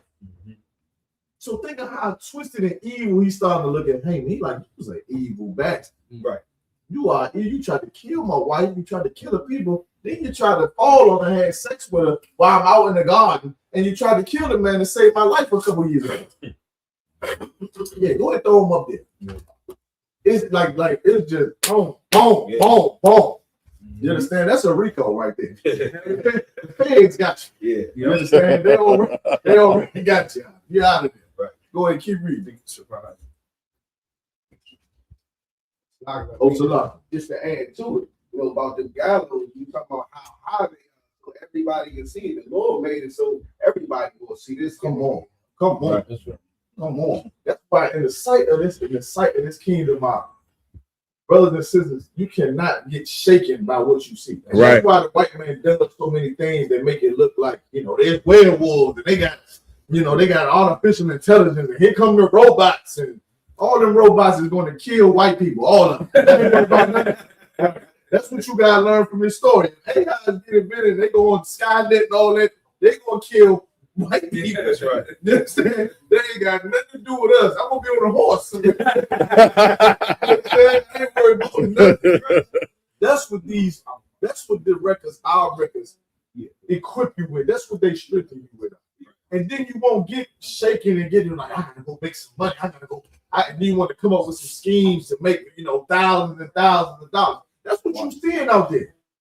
Them black people that think they got money, and them Hispanic people that think they got money and riches and living in a nice house and all that, they think they're doing well off not because they have to be businessmen, or not because that what they call it. It's because from surviving, they trying to make themselves comfortable out in this hell. So they got to go strive and stab each other in the back and do all this because they trying to survive, because they see what our enemy has. Right. They see what our enemy has and what our enemy says is coming. That's why it's so important when it says you got to know that the white man is the deceiver on earth. That's right. Right. Like he's saying all that not to help you. He ain't telling you AI is going to, be destroy America to help you. He's saying that to your deficit, to your default, to hurt you. So if AI wrong, what you gonna do now? Oh, I gotta go do this. I gotta protect myself from the AI. I gotta, do all this and that. And these mother things, there's so many goddamn things going on the internet. Yeah. You stop believing in werewolves. I'm telling you, it almost got I somebody the other day, I said, baby, this is a werewolf. this is a real werewolf right here. Just put this stuff off. I said, I can't watch it. Swept up in. Sly, if I could, the brother said Chad plays guitars. He says he's Jamaican and Guyanese. Okay, Mo, son, you a Benjamite. You a straight. I ain't taking that. Yeah, you heard what Cap said. That's it. I need to know which Jamaican. Is he Sean Paul? Oh, is your father indigenous to Jamaica? The brother that played the guitar. There's no greater hope for Israel than reading these records. That's right.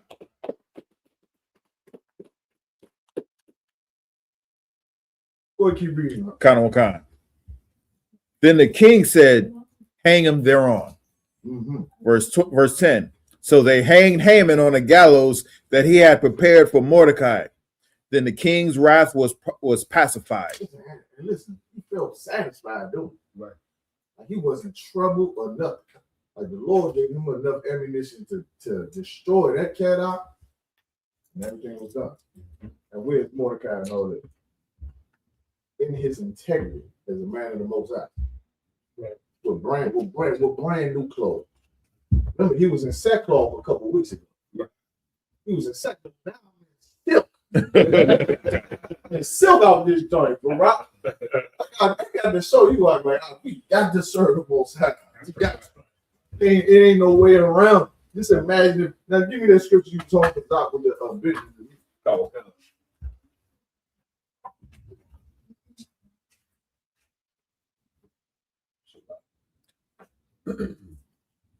First King. Wait, no.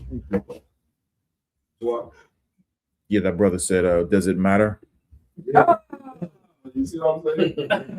Exactly what I'm saying. Get Kevin shot in the head. I don't know how you a bitch like that. I gotta get more of these checks over here. That's nothing over here. You could be an AI bot. Copy and pass an immigration law. Yeah, check his whole background. His father was Guyanese, but yeah. His father's Guyanese. Which Guyanese? Right. The East Indian one or the Amazonian one? Right. That's what we gotta find out. That's right. Go ahead, Kazak. First Kings chapter 19, verse 18. Yet I have left me 7,000 in Israel, all the knees which have not bowed unto Baal. Which have not what? Which have not bowed unto Baal. Which have not bowed to Baal. Hey, the Lord said he reserved men in this truth and men in this earth that will not bend their knee to God. Baal is an ancient god. Them Epstein files, them people worship Baal. Yeah. Like they got them records out. And that's when you go through Ezekiel and you read them scriptures where the Lord said, do not let your child pass through the fire of Molech. That's what they was talking about. Right. Like you think for some reason, like when people read the Bible, once again, they read the Bible and think for some reason this is old. If they're not worshiping the Most High, then they worshiping Baal. Right. They worshiping Molech. They just calling it a different god now. They just calling it something different. But them nasty, them people that was in them Epstein files and doing all of those, that pedophilia and cannibalism and all that come from worshiping those gods like Baal. Right. And what they doing to children. Like the Lord specifically said, do not let your children pass through the fire. Give me that scripture. Shalom. Give me that scripture. That's what you allow when your children to do. And once again, we spoke about this yesterday. They really celebrate Christmas. They got a Christmas tree and a body like a turkey on the table. Right. Y'all know how that Thanksgiving turkey look? Mm-hmm. That's not. They got some dead man or woman on the table like a turkey. Yep.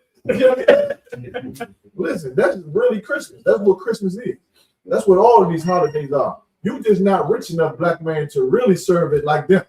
You ain't got enough money to really celebrate Christmas like they do. Right. Because that's the real meaning of Christmas and Valentine's Day and all of that garbage. You got the scripture? Go ahead. 2 Kings chapter 17, verse 17. And they caused their sons and their daughters to pass through the fire. That's what happened when you bend your knee. When you bend your knee to serve America, what do? And they caused their sons and their daughters to pass through the fire. You bend your knee because you're trying to survive and you're trying to pay your rent. You want to go to college and you want to, you don't want to end up like the rest of your family. So you got to graduate and you want to be successful. What do? And they caused their sons and their daughters to pass through the fire. Yeah, you so selfish. You ain't even caring about your children. You causing your children to pass through a fire, and they are going to get snatched and taken, and they'll be eaten and given a white man a massage somewhere on the island. Yeah. You understand? That's what's happening.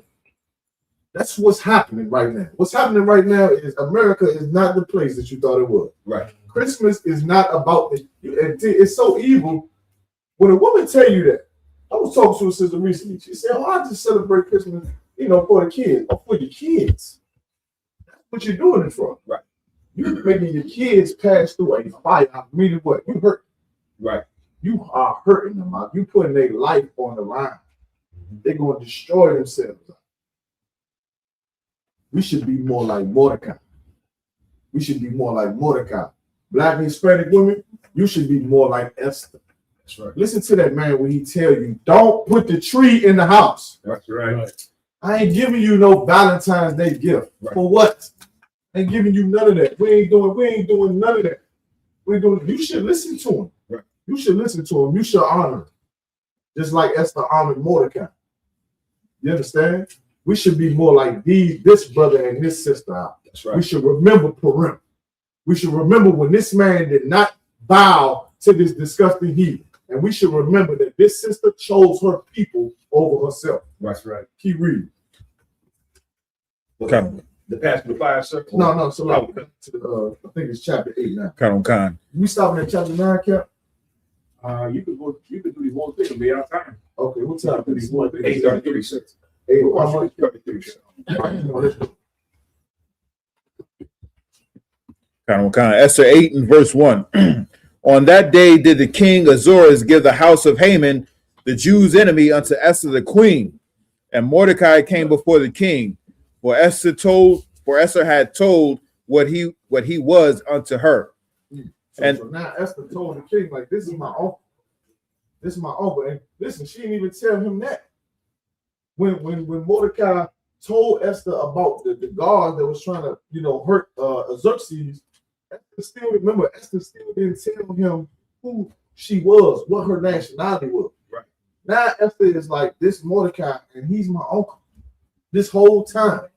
Like, if we serve the Lord, these heathens would look at us like we are angels. Right.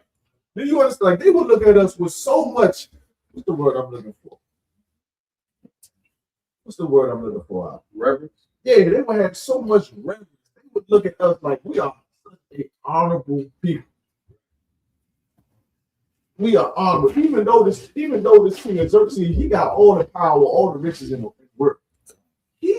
Let's keep reading just to prove to you what we're saying. Go ahead. Sly, if I could, I saw a video of this fake Jew talking to Christians about Christians and saying, you guys worship a Jew, talking about Christ, when you really should be worshiping all the Jews.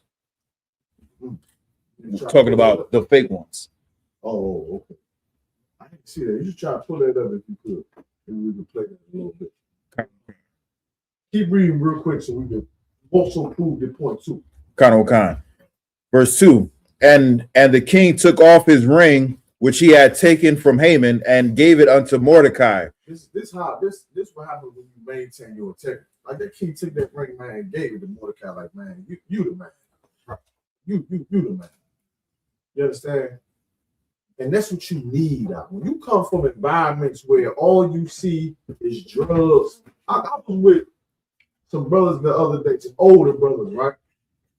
They tell a story. We in DC, right?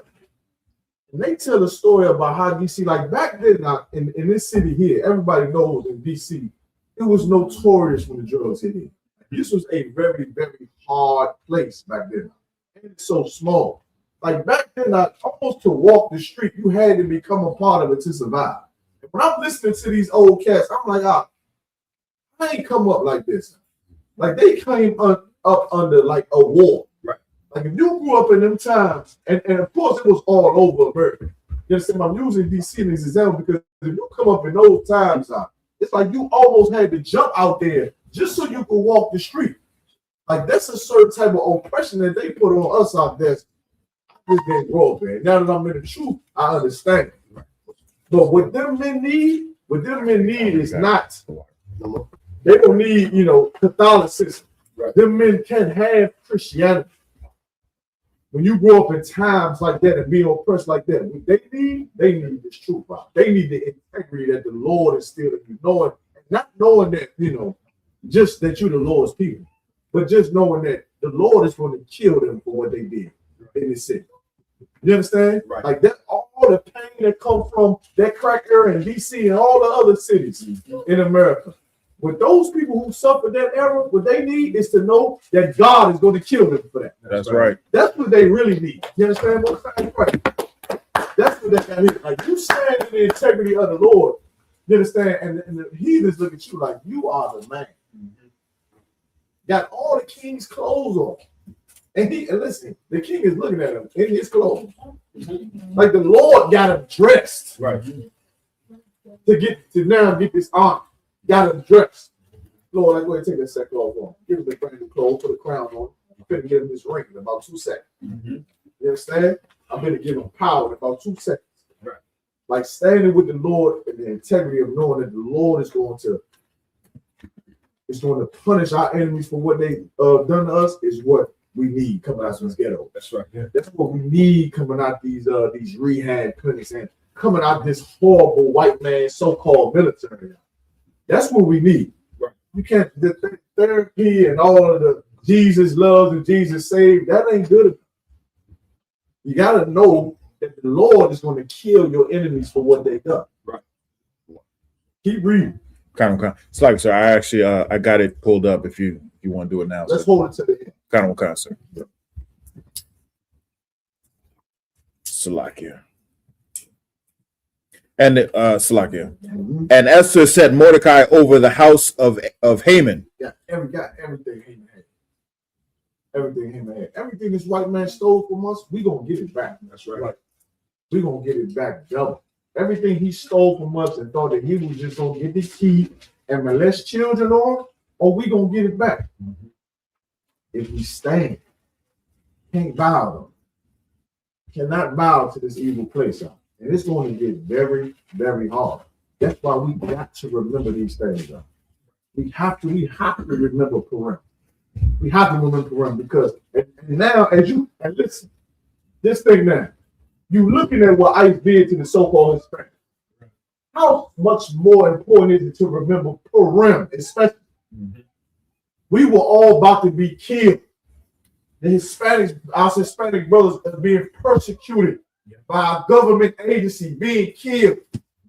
This is why we remember this. Now you can kind of see why the Lord kept this in here. He wanted us to, he made Purim a feast day. Right. Like, you remember this? You ain't just remember it just to eat and just to be together. It's because we going through it again. Right. In 2026. Right. Like, our hard-headed ass better get it together. Right. We got to get it together, and we got to go and get our brothers, the Latino tribes and the Native American Indian tribes, so we can put an end to this. That's right. You understand? Kind of. So we can put an end to this, and the Lord can deliver us out of here. That's what we need to do more than ever. Keep reading. Kind of. Verse 3.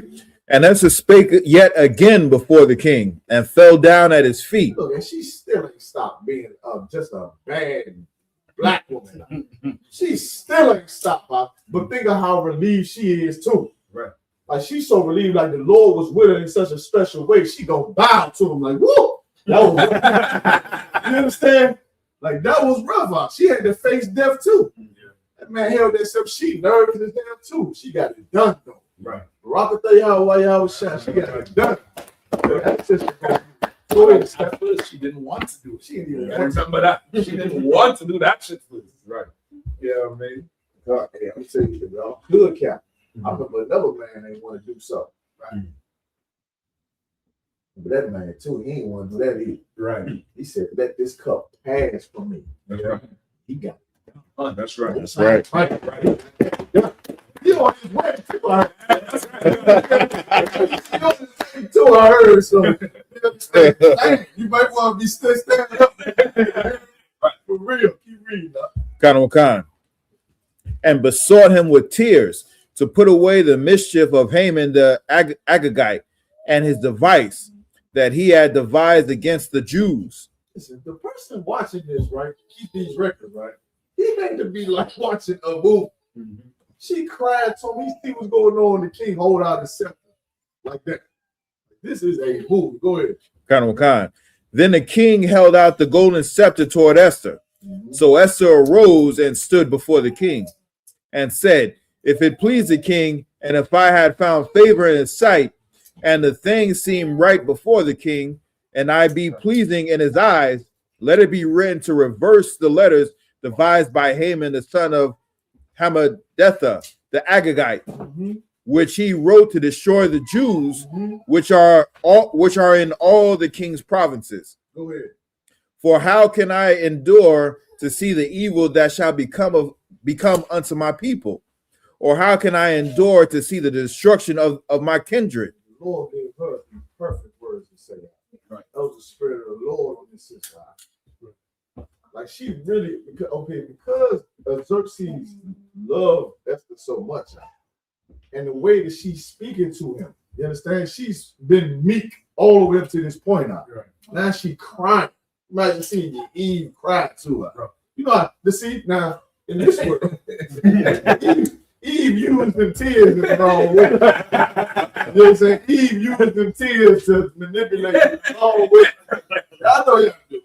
You understand? But to a man like that, it's like, oh, this is crying, man. You know what I'm saying? Like, just imagine this king of Xerxes. She crying. She like, man, I cannot endure this for our people. Please stop what's going to happen to them. Please turn over the law that Haman did, man. Don't kill my people. How can you deny her that? He said he put the scepter on Esther, right? She could stand up. Like he was moved by this system. He read. Khan, verse 7. Then the king Ahasuerus said unto Esther the queen and to Mordecai the Jew, "Behold, I have given Esther the house of Haman, and him they have hanged upon the gallows, because he laid his hands upon the Jews." Because he did what? He laid his hands upon the Jews. Because he did what? Laid his hand upon the Jews. Yeah, he's dead because he tried to touch us. That's right. You gotta remember this. You have to remember these things. You cannot lose sight of this. Being here in this place, in the schools all over across the country, in the Israelite school of UPK, under Commander Junior Yahanna, keeping this peace is the greatest thing you could have ever done. We are standing. That's right. Standing, remembering this day, remembering this system. Remember that man died and lost everything he had because he tried to put his hands on the Lord's chosen people. You are the Lord's chosen people. These heathens put their hands on you and put their hands on you in so many ways. Right. They rob you in the city. They rob you in the field. They rob you at work. They rob you in the education system. They have harmed us out tremendously out. And the Lord is going to make them pay. And then this oppression, that's what stopped you from losing your mind. That's like all of us are the same. I know we felt where it's like, one more thing happening here, and I'm going to snap. Yeah. I'm going to snap. I'm going to do it. You understand? But then you remember this, like, just be patient. Right. Just be patient. I got it. I'm going to get it. Just saying. You'll be all right. Go ahead. It's like, so I had one of the moments this past Friday. I was telling Captain Mashak. He was about to, have to come to the jail, bail me out. But the Lord was with me in that moment. Right. It'll push you there. And listen, what you see, and this is why you also have to look at our people as well, as the priests and prophets command our graces to be through the Spirit of the Lord. You see how people go off and they murder each other out. You got to understand that they could not take this. We bear the burden of this oppression in the school. Yeah, right. You think of how easy it could be for us to just go back to robbing, kicking people down? Mm-hmm. I think about it when I drive past. Every time you pick me up, I show the bill. I say, you have almost time right there. every time I drive back now, it never fails. You think of how easy it is to just go back and turn back to make it easier on ourselves. What they call it today? They call it crashing out. You crashing out. It's easy to crash out. It's hard to do. It's hard to stand in here. And let me tell you something else, if I could. The witchcraft of the so-called white man with the social media make it look like bending your knee is so great and so luxurious. You see that Instagram and you see that TikTok and you see what it seems like cats got money and all that. And they make it seem like it's so easy. Right. I mean, excuse me, that it's much better to just bend your knee and just give in to this place. Just give in to hating one another. Just give in about gossiping about each other behind your brother's back. Right. Just give in to all that. You know what I'm saying? Just leave your woman and leave your kids and go find another bride. Right. It's just easy to do all that and find a reason to just hate her and dislike her. That is easier than to stand in this place out. What we are doing is mighty. That's right. What we are doing, you brothers are mighty men now, just like Mordecai. You stand in this truth. You sisters are just like Esther, serving the prophets. These sisters, give these sisters that brought this food here. That's right. The food in here, serving men that are standing for the Lord. That is the greatest thing a Black and Hispanic woman can do here. That's right. Look at all the women that ain't doing. Right. And being publicly glorified and admonished for having two different husbands within what, 6 months? God damn. 2 different husbands, and it's still on stage, provocative. That's what they promote. Yeah. These sisters in here, what they're doing is hard out, and they will be rewarded. That's right. You look how Esther's being rewarded. He gave Esther everything, and Mordecai everything. Right. But to take a little pain though. You're gonna have to suffer a little bit though. That's right. To show your loyalty. Right. To show your loyalty. Keep reading. Verse 8. Write ye also for the Jews, as it liketh you, in the king's name, and seal it with the king's ring. For the writing which is written in the king's name and sealed with the king's ring may no man reverse. Everybody understand that. He said, man, tell him this God that ain't gonna happen. Seal it with the king's ring. That ain't gonna happen. Ain't nobody gonna reverse this. Everybody know that. Keep reading. Then were the king's scribe called at that time in the 3rd month, that is a month Sivan, on the 3 and 12th day thereof, and it was written according to all that Mordecai commanded unto the Jews and to the lieutenants and the duties and rulers of the provinces which are from India unto Ethiopia, and 127 provinces, unto every province according to the writing thereof, and unto every people after their language, and to the Jews according to their writing and according to their language. And he wrote in the king Azor's name, and sealed it with the king's ring, and sent letters by post on horseback, and riders on mules, camels, and young dromadaries, wherein the king granted the Jews which were in every city to gather themselves together and to stand for their life, to destroy, to slay, and to cause perish all the power of the people and province that would assault them. He gave them free range to defend themselves out. Because you understand, we live amongst these nasty white people out. So just bring it to the day. They pass a law where, imagine here in America, they give a law like, listen, man, you're going to get Black people everything that you owe them. You're going to have some disgruntled white people out. Might want to try to do something to you. So we free range to defend ourselves. We free range to defend ourselves, defend our life. And they gather together. We missed that part. Right. They come together on this thing. Go ahead, Doc. Kind of slack, sir. And this proves that even though there was a decree to say that, you wanted to stand down on that previous order, there was people that wanted to kill us. That's right. Nobody going, listen. It's just like today, huh? That's right. Kind. Just like today, huh? Ain't nothing. That's what the Lord said. Ain't nothing new under the sun. You think these heathens changed? They have. Right. They have. They just comfortable right now. I mean, it's just hard to see how the Spirit of the Lord, we go from city to city out. When you start to see these heathens running every goddamn thing out, and when I say everything out, I mean everything. The little that black people have is nothing. It was in the budget for us to have. Right. To make it seem like we're being successful. But we ain't successful at nothing. That's right. At all. What we need is the Lord's help. That's all. That's the only thing that's going to help us in this time. If these heathens are on top of us in a way you can't even imagine. I'm talking about everywhere. That's right. You understand? Everywhere. Right. Keep reading. Kind. Both little ones and women, and to take the spoil of them for a prey. They told our women like we came together, man. Anybody trying to touch y'all, man, y'all defend yourselves. Defend yourselves. Whatever y'all get from that, just take it. It's yours. Look at how glorious the Lord came for our sake, son. Right. You understand? Ain't gotta let us, get into it a little. Let us get some a little bit. They threatening us, killing us, and all that. You imagine that? Imagine being in your community. You get a letter at your door. You a Jew. Your neighbors know you a Jew. You living next to white people, Africans. They giving you looks. Like yeah. Don't forget that. These other heathens around you. You got your family, your kids in the house. Look at what they did to us during the time of integration and all that. It's not integration, but Jim Crow, and not even just Jim Crow. We was trying to get into the schools and segregation. Desegregation. Right. Think about them times. They throwing rocks at us, chasing us out from school. Imagine during this time, they all getting letters that they go like, yeah, on Saturday, we killing all these Jews. Think about them heathens looking at us, hollering insults. I'm going to get you. I'm going to wait till Saturday. And it's the law, meaning they got free range to do it.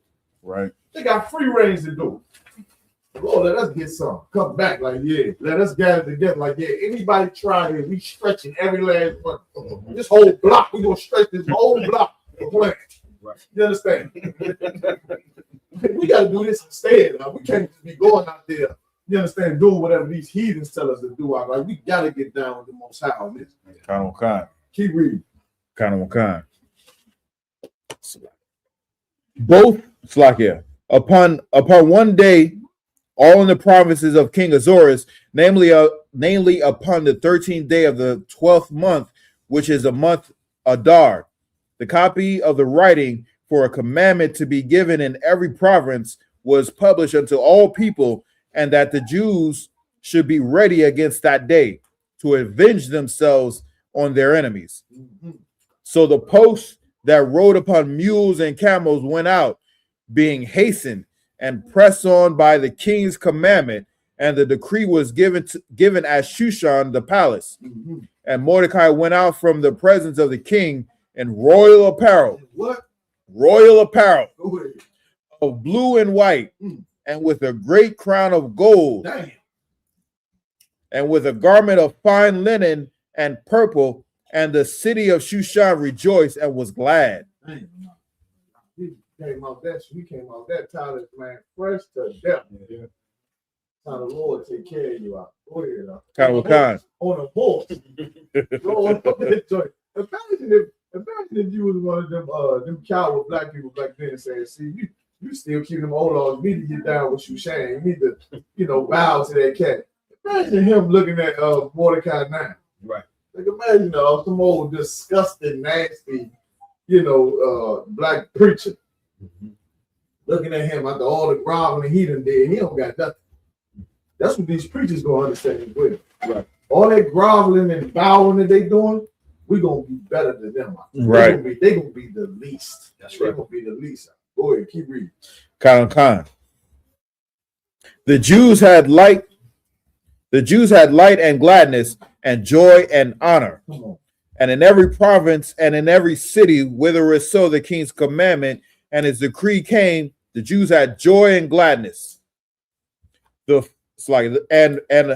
a feast and a good day, and many of the people of the land became Jews, for the fear of the Jews fell upon them. Read that part again. Khan. And many of the people of the land became Jews, for the fear of the Jews fell upon them. Now, what does it mean when they say you became Jews? I'll tell you. Chris that plays the guitar. You understand? He trying to be one. That's right. They fear us. They like, no, I'm with y'all. I'm with y'all. It don't mean that they became Jews like we left them in our bloodline. Right. You understand? He was like, no, I'm with y'all. They became Jews, meaning they was like, no, I wasn't going to do that to y'all. I wasn't about to kill y'all. No, that was Haman and them. I'm with y'all. I like black music. I like rap. You know what I mean? I can rap. I like all that. You understand? That's how they became Jews. You understand? Go ahead, Warren. Go ahead. Keep it go slow. I remember Rodney King, the riots that they had during the days of Rodney King, all these businesses getting destroyed. You look into it, a lot of them would say no black-owned business, so that way their businesses don't get destroyed. Yeah, exactly. Right. Yeah. Any more? Anybody else?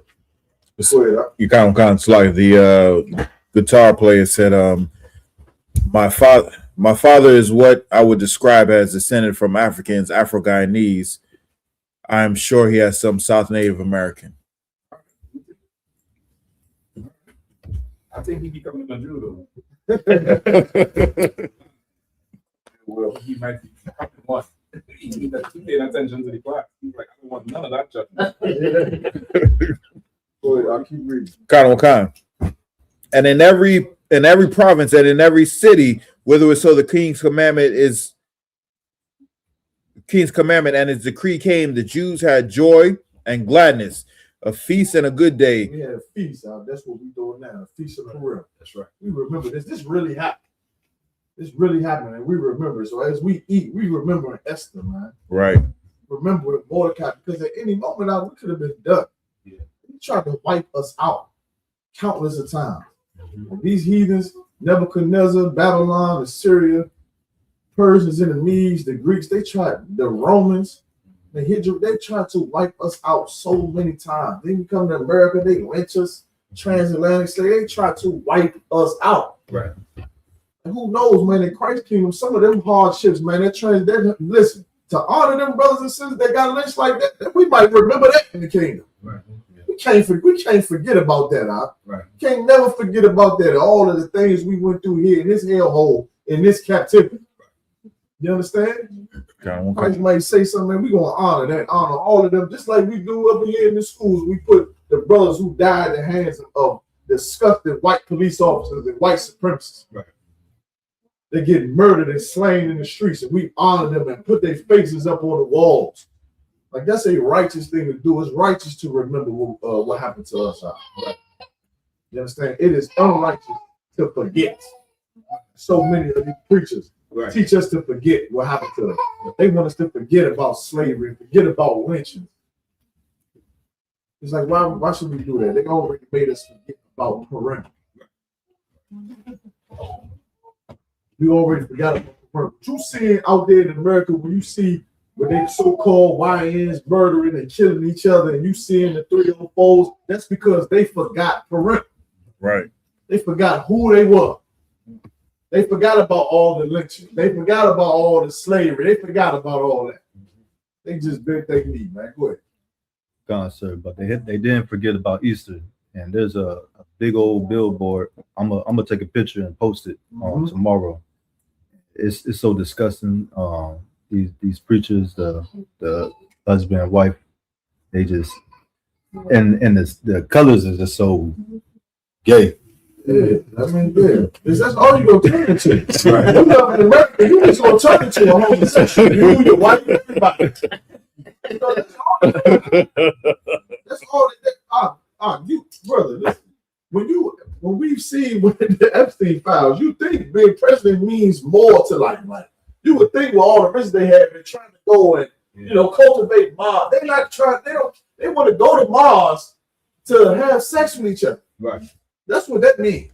Right. If they go to Mars, that's what they taking kids to Mars, not to repopulate Mars and build an empire on Mars. Right. They going to Mars to give each other a blowjob. Mm-hmm. That's what they're doing. That's what Epstein should have showed you.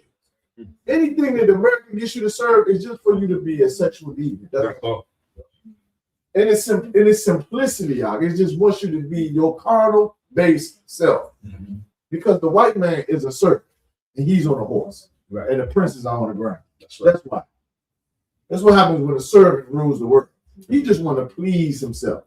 So you can give him all the riches in the world. He ain't gonna turn and say, you know what? I need to create a device that helps people get water. He's going to create something so your child. I don't even want to talk about it. Yeah. The Jews had joy and gladness, a feast and a good day, and many of the people of the land became Jews, for the fear of the Jews fell upon them. Go ahead. Esther 9:1. Now in the 12th month, that is the month Adar, on the 13th day of the same, when the king's commandment and his decree drew near to be put into execution, and the day that the enemies of the Jews hoped to have power over them, though it was turned to the contrary, that the Jews had ruled over them that hated them.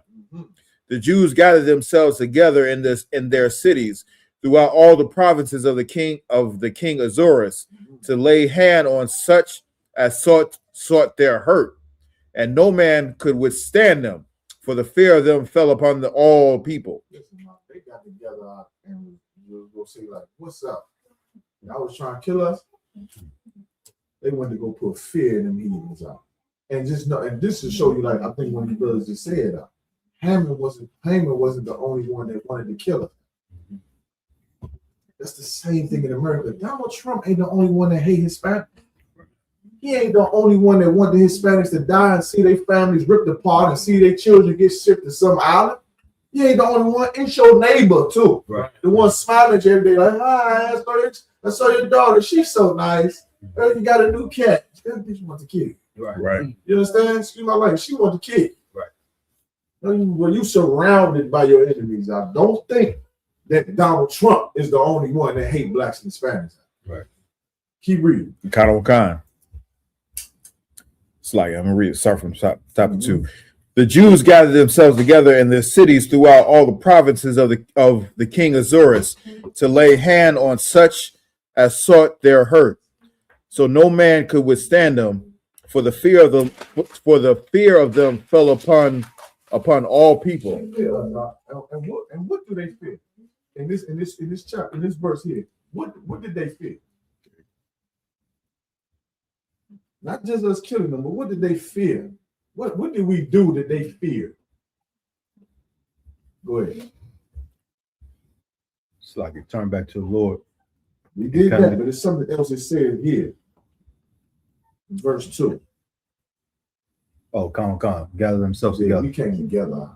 It put fear in them heathens. When we together, when blacks and Hispanics come together, it is going to terrify them heathens. Right.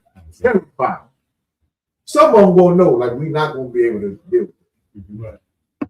When we come together with blacks, that's why in the UPK, we roll together. They see black men faces, Hispanic men, Mexican faces, Native American faces, Jamaican, Trinidad. They is like, man, what the hell? They like, what the hell is going on? Right. What is going on? They gonna call the police. That's the spirit of that. When we check them, when brothers and sisters in the world had the cookouts and the carrots comes, that's because they see black people together. That terrifies them other nations out. Right. Terrifies them. You understand? We are better together. And to show you that we don't need them. We don't need them. You understand? So like we made together. And what you said is so heavy. I remember when we put out those Hebrew Academy videos. And it went viral all over the place. And I'm reading the comments. And the main thing that these devils kept saying is, just leave them alone for a little bit. They're going to turn on each other. Exactly. And they weren't saying it in a sense of, okay, they were saying it and like they need this to happen. Like that was the spirit of it. Like they recognized, okay, we need them to turn on each other. They did not see one white Chinese face in sight. Exactly. It was just black and Hispanic brothers just in a sea of black. That's right. When we was at the field, pick up to you brothers in the generation 2025. Y'all did a job thinking that he was classified. When them brothers was in the park, Oh, it's like a bully. It's like a white woman, and she was pushing her kid, then she just stopped, and the kid still switched. And she just staring. He's just staring at the brothers. The kid swinging. He's staring. The black man staring. His dog staring. You understand? Everybody just looking. Right. Because when we come together, they know they're gonna have a problem. That's right. The only power that they have is by keeping us divided. That's right. That is it. Keep reading. Verse 3. And all the rulers of the provinces, and the lieutenants, and the deputies, and the officers of the king helped the Jews, because the fear of Mordecai fell upon them. Mordecai walked around with a crown. He ran around with a crown on. Got everybody like that. They play with y'all. Go ahead and do y'all thing. All the lieutenant officers like that. Let them have it. They want to kill y'all, defend yourself. Riding around. Think of how much zeal that put on a younger brother. A young man watching Mordecai, knowing how he stood, how he mourned in front of that gate. Right. That's going to put zeal in young men. That's going to spread. Righteousness got to spread. Just like this nastiness that you see going through America has spread. Right. Insanity spreads. Yeah. You know what I'm saying? I remember years ago, you want to see so many goddamn LGBTs out, especially here. Right. I remember the year before coming to church, it was just like starting to peak and get a little out of control. You would never see it. I seen some video the other day that I told you talking about. It was some cookout in DC, y'all. That it was like Sodom and Gomorrah. That spreads. Right. That spreads. Righteousness spreads too. Right. This spreads too. And what's going to happen is the Lord is going to glorify us in this school. Going to glorify the men and honor the men that stood for him. And most brothers are going to want that honor. The Lord is going to honor the sisters in the school. Going to honor the women that cook for the priests and sweep up after the school and clean up and take care of the kids. He's going to honor them. And women, some women, they're going to want that too. Yeah. Right. They're going to want that in their lives for their kids. Right. You understand? That's going to spread as well. Keep reading. Verse 4. For Mordecai was great in the king's house, and his fame went out throughout all the provinces.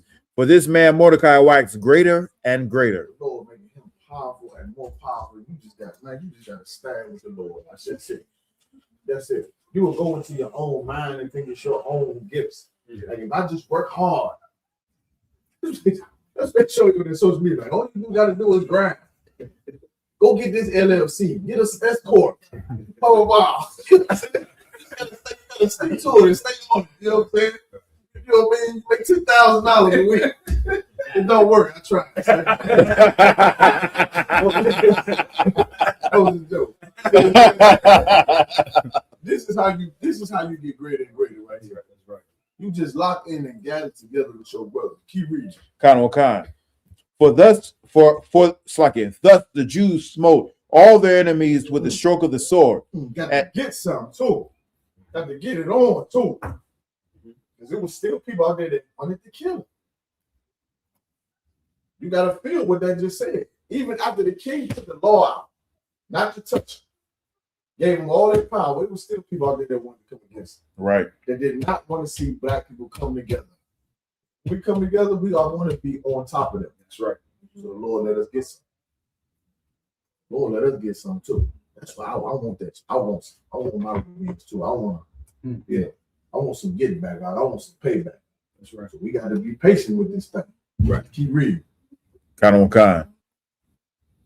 And slaughter and destruction, and did what they would unto those that hated them. And in Shushan the palace, the Jews skip down. Let's see. Hold on. Let me see. 10, verse 10. Verse 10. The 10 sons of Haman, the son of Hammedatha, the enemy of the Jews, slew they, but on the spoil laid they not their hand. On that day, meaning they killed all Haman's family. Ain't let them have their little stuff. All his sons was done. Killed them all. And these are so-called fake Jews. Like our Amalek came after us twice. Like in the series, but when we was coming out of Egypt, Amalek came up behind us while we was leaving out of Egypt and killed our old and our young and our crippled. Right. That's why the Lord told Saul to destroy. I forget how I was talking to him about that. if Saul would have kept it in order, it might not have been no Jewish people. Right. I'm serious, Captain. Saul should have done what the Lord told him to do. They rule the world now. The Lord told Saul, and he said, kill all the Amalekites. Yeah, right. Utterly destroy all of them, don't keep nothing. This brother Saul. Go ahead. Is Haman? He's the direct descendant of Hagar the king. Come on. Imagine that. Jesus Christ. Now, he was supposed to Saul was supposed to kill this cat. Yeah. He was supposed to kill this cat. Now this cat done rose up again. He's trying to kill all of us. Saul should deal with the Lord said. Right. For real. Like, I'm trying to tell you, it would be no synagogues if Saul would have killed him. The Africans would have ruled the world. I don't know. But the Jewish man would not be in his business. Keep reading. Kind. Verse 11. On that day, the number of those that were slain in Shushan the palace was brought before the king. And the king said unto Esther the queen, the Jews have slain and destroyed 500 men in Shushan the palace. And the 10 sons of Haman, what have they done in the rest of the king's provinces? Now what is thy petition? And it shall be granted thee. Look. Or what is thy request further, and it shall be done? Then said Esther, if it the king still about to give Esther what she wants. Of course. 500 people. What else you want to do, baby? Shows you the little tenders can get the little you want that black man to do something, you gotta be like Esther. That's right. Do whatever you want to do. Every time. They just killed 500 of his people. Right. He's like, all right, what else? What you want to do? That's a bad system right there. That's a bad system. I'm trying to tell you. Right. Then Esther said, if it please the king, let it be granted to the Jews which are in Shushan to do tomorrow also according unto this day's decree, and let Haman's 10 sons be hanged upon the gallows. Yeah, baby, if I feed you in your sight, baby. Can you hang your sons up there so everybody can say, thanks, baby, I'll be right back. It's bad as hell. That's all I want, baby. You know, baby. Like Joe, he gonna hang him. They're getting hung. It's bad. Like they're getting hung. You man, they can't say that hang him. That's it. Keep reading. Kind. And Slaggers, if I could, go ahead. This goes to show you the precept, the scripture says, prepare slaughter for the sons of the fathers of iniquity. It's like I'm butchering the precept, but the sons got kind. Esther came out. They came. Mordecai and Esther came for them cats out, like for real. Mm-hmm. And see, let's go. Okay, and this is the thing. I'm trying to articulate this right so we can get on the first one right. The love of their people. First, they did nothing. Mordecai had no power to defend himself. Right. You understand? Right. But the love of their people made him seek the Lord's face, to suffer, throw on that sackcloth, to beg the Most High for the love of his people. Then he did the same thing for Esther. First, she ain't want to do it, but the love that she had for her people that Mordecai instructed her to do, caused her to do something great. Right. Love for people is from the Spirit of the Lord, is allowing them to go kill everybody they hate. Right. You understand? Mordecai, before the love, they killed everybody that's against him that wanted them to die. Everybody. He had that same. You think he didn't have that same feeling when he heard the decree, when he got the letter? You don't think it rolled up in him like, yo, we gotta, kill these. They're gonna kill us. You understand? But instead of doing that and getting calm, he sought the Lord first. Right. The Lord let him kill him anyway. Right. He let him get his revenge anyway. You think Mordecai was in the Babylonian captivity? He's tired of these heathens.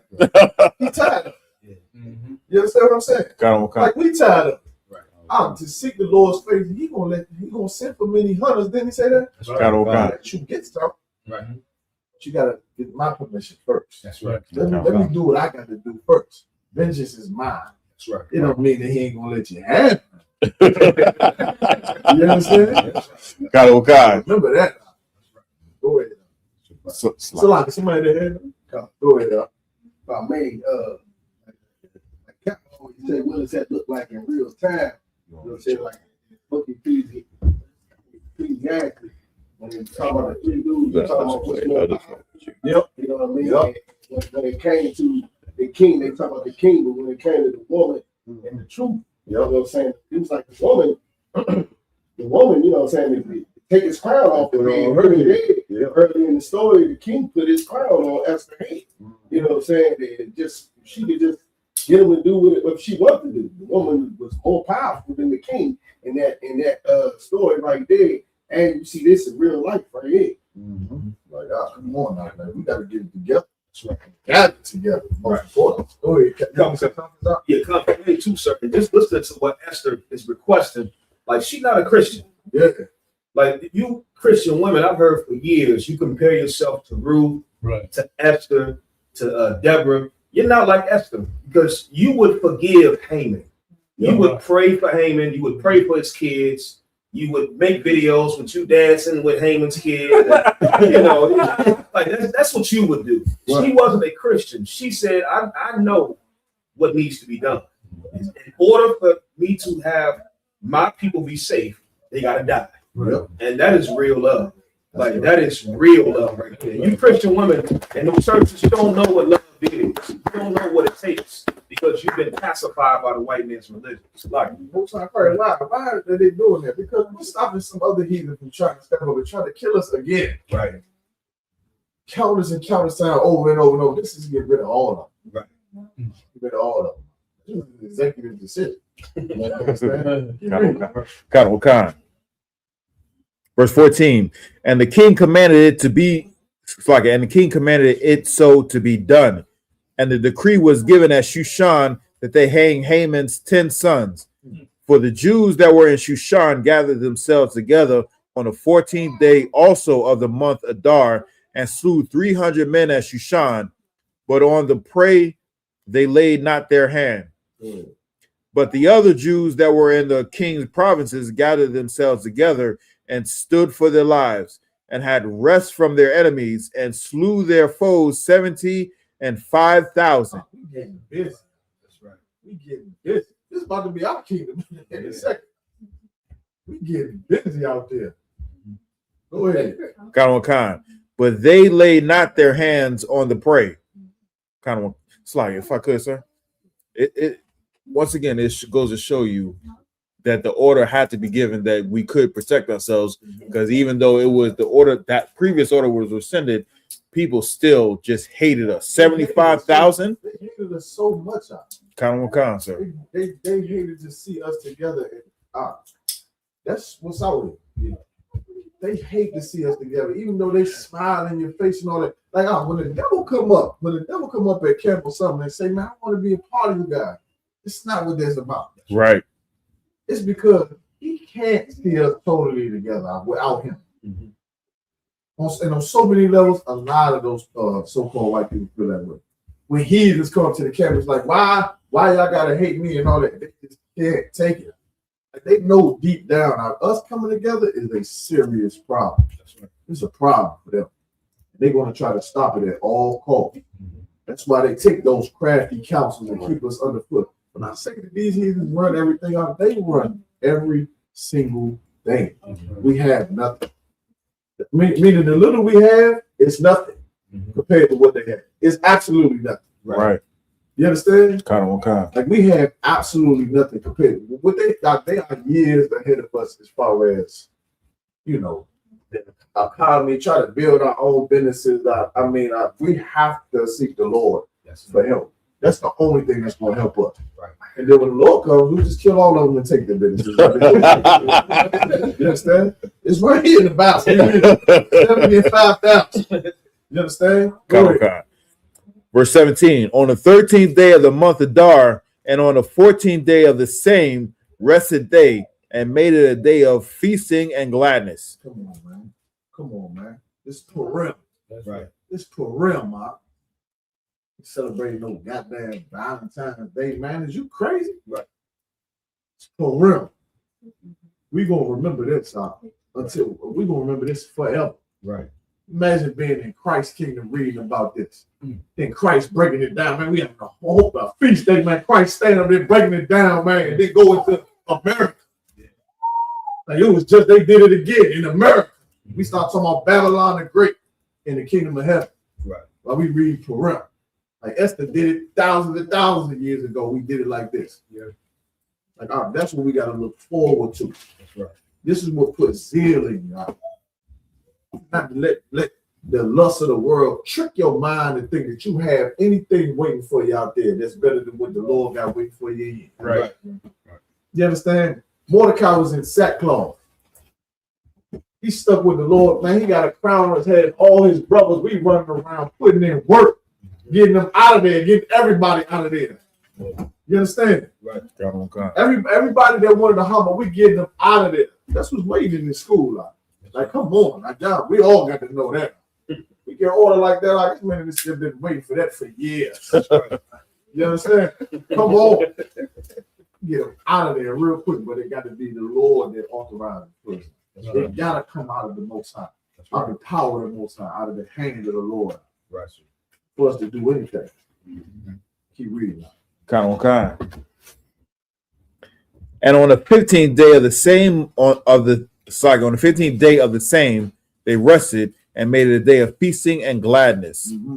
Therefore, the Jews of the village that dwelt in the unwalled towns made the 14th day of the month Adar a day of gladness and feasting, and a good day, and of sending portions one to another. And Mordecai wrote these things. Oh, you forgot. It said gifts to the poor. You see that part? Am I skipping over something? Who sees that part? Is this 22, right? Sending portions to one another?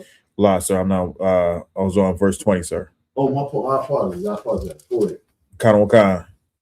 At verse 20. And Mordecai wrote these things and sent letters unto all the Jews that were in all the provinces of the king Ahasuerus, both nigh and afar, to establish this among them, that they should keep the 14th day of the month Adar and the 15th day of the same yearly, as the days wherein the Jews rested from their enemies, and the month which was turned unto them from sorrow to joy, and from mourning into a good day, that they should make them that they should make them days of feasting and joy, and of sending portions one to another, and gifts to the poor. Come on, man. And gifts to the poor. We taking care of our people out. That's right. We taking care of our people. And Kamashak, real quick, sir, I was wondering this when the brothers were setting up, right? Okay, because in the Bible, right?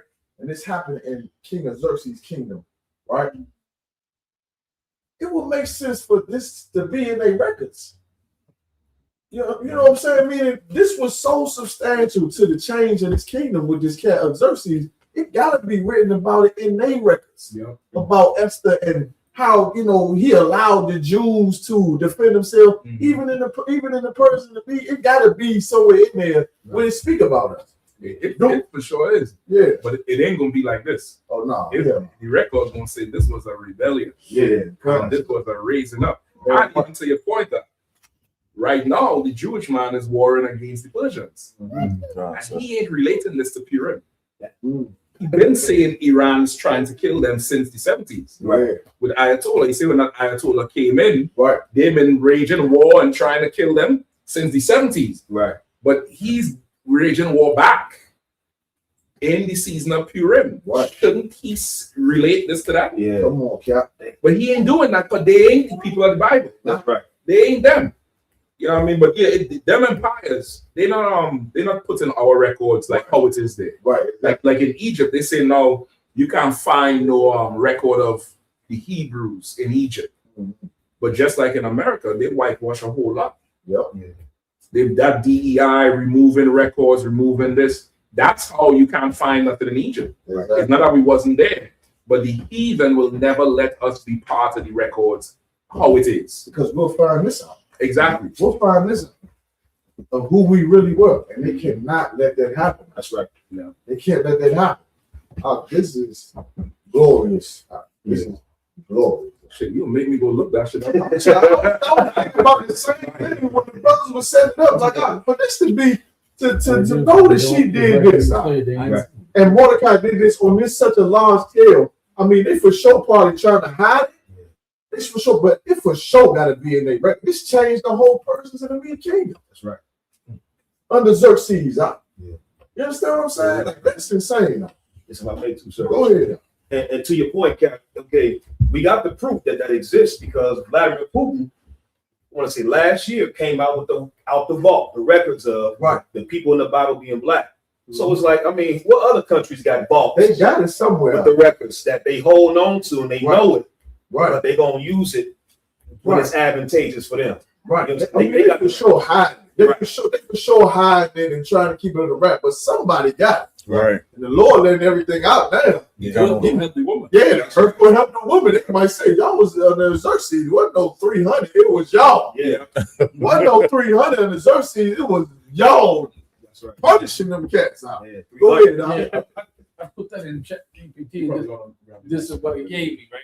It said, yes, there are some Persian records from ancient Iran, but here's the key point.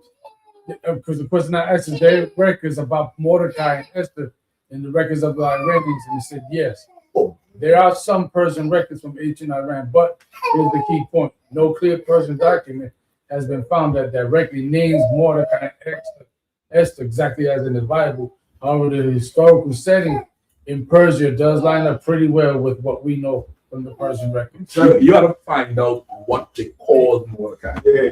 Because Mordecai, that's the Hebrew name, like Esther and Hadassah. Right. You got to find out Mordecai's name. Just like our history with Moses, I think it's Cheops or something. Right. Kufu, one of them. That's the name you got to look for. That's the name they get. You got to look for what they called him or what they called us. Yeah, I find I got to talk to the East Indian. I found what the hell they used to. Let's cut this out. When I got to pop up when the history comes up. We got to show up with a book. Like, this is it right here. Don't be surprised with this one going on with Iran. That the Lord have one of them older people bring the shit out. Because you know that Ayatollah, when George Floyd riots, he was saying, why y'all don't stop killing black people? Right. He came on record and said, he said, y'all have a history of just slaughtering these people. So who knows if whoever he leaves to put in charge going to come out and say more to try to destabilize America, but that shit going to help us. Right. You know what I mean? So shit, that might come out next week, tomorrow. Lord might just reveal that shit. I hope it does. To get a clip. I for sure thought we was for sure talking about it before the class. Like, this is too heavy of a story for them not to remember nothing. Yeah. You just not gonna remember none of it. You understand? Like, nah, that don't make no sense. Right. Go ahead, keep reading. We just got a little bit left. Verse 23. And the Jews undertook to do as they had began, and as Mordecai had written unto them, because Haman the son of Hammedatha the Agagite, the enemy of all the Jews, had devised against the Jews to destroy them, and had cast pur, that is the lot, to consume them and to destroy them. But when Esther came before the king, he commanded by letters that his wicked device, which is devised against the Jews, should return upon his own head, and that he and his sons should be hanged on the gallows. It wasn't even his son's idea. His sons ain't have nothing to do with it, but they got it though. They got it though. You and your boys, they got to go. And I would have been smiling like a devil to carry that out. I'm talking about, I'd have been grinning a grin, dog. That was just insane, dog. They just be like, "God, stop smiling at the boy." How they got rid of them cats now. Like, just hearing it now, you just feel the vindication from the Lord. Like, we doing this thing now. That's right. You ain't, I don't have to have no remorse about nothing. We about to treat you. That's right. I'm trying to tell you, that's something we got to have. But I want to point something else out. Meaning, when they said they cast that pur, they cast them lots. These heathens always do that. Like, they get together and they make these deals. Like, y'all gonna get this. We gonna get this. You gonna take the. Up there in Detroit, man, them Arabs run the whole. Well, I'm talking about. They got something up there in Detroit called the Chaldean Mafia. Captain Diallo, man, put me on to. I'm riding around Detroit. I'm talking about these Arabs have everything. Everything. It's hard to. It's just hard to see. Like, they run Detroit like that on so many levels, and they paint a picture about Detroit like everything is just a bad. What it is the Arabs are control of it, and they won't let black people that have the money to do something with it. They won't let them have it. They just sit on it. They just sit on it and won't let them have it. Meanwhile, over there, the River Rouge and all them it's areas they run to the gas stations, the fish and chicken spots, man, the schools. They got whole neighborhoods, communities where it's just them. They got apartments where it's just them. Then you go into the residential, 3-story houses, just them. Dealerships, just them. I'm talking about everything. And I'm riding around seeing my van disgusting the hell. I'm like, this is too much. I'm just riding around angry. Right.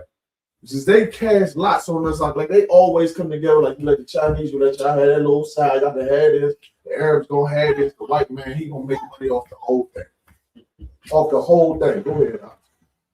So lucky, that's a heavy point because speaking of that, there's a record label called Empire Record, which is like the probably pretty much running every major person that you got is on this record label.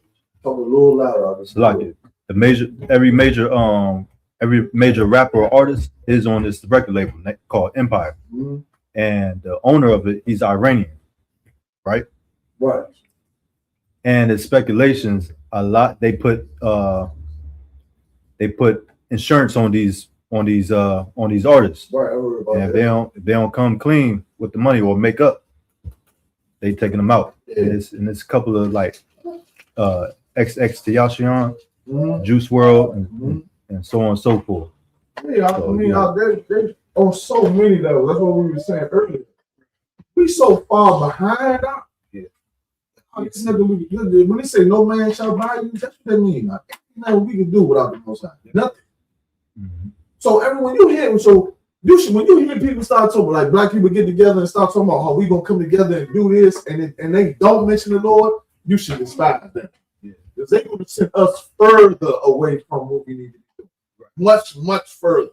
Right. You understand? That whole, let's get together and build a farm. All right. You're gonna send us further away from what we need to be doing is serving the Most High God. That is it. That is all we need to be doing.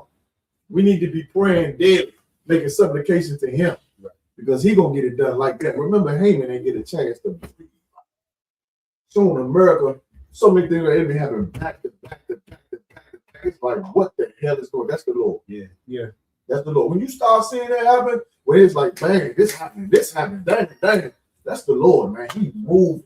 And you're about to get that crown and that raiment. That's what's coming for us. You understand? Any more than that? Y'all want to end it right there? Or you want to just go ahead and finish it all out? What was that? Verse 26, sir. Yeah, let's go ahead and finish it out.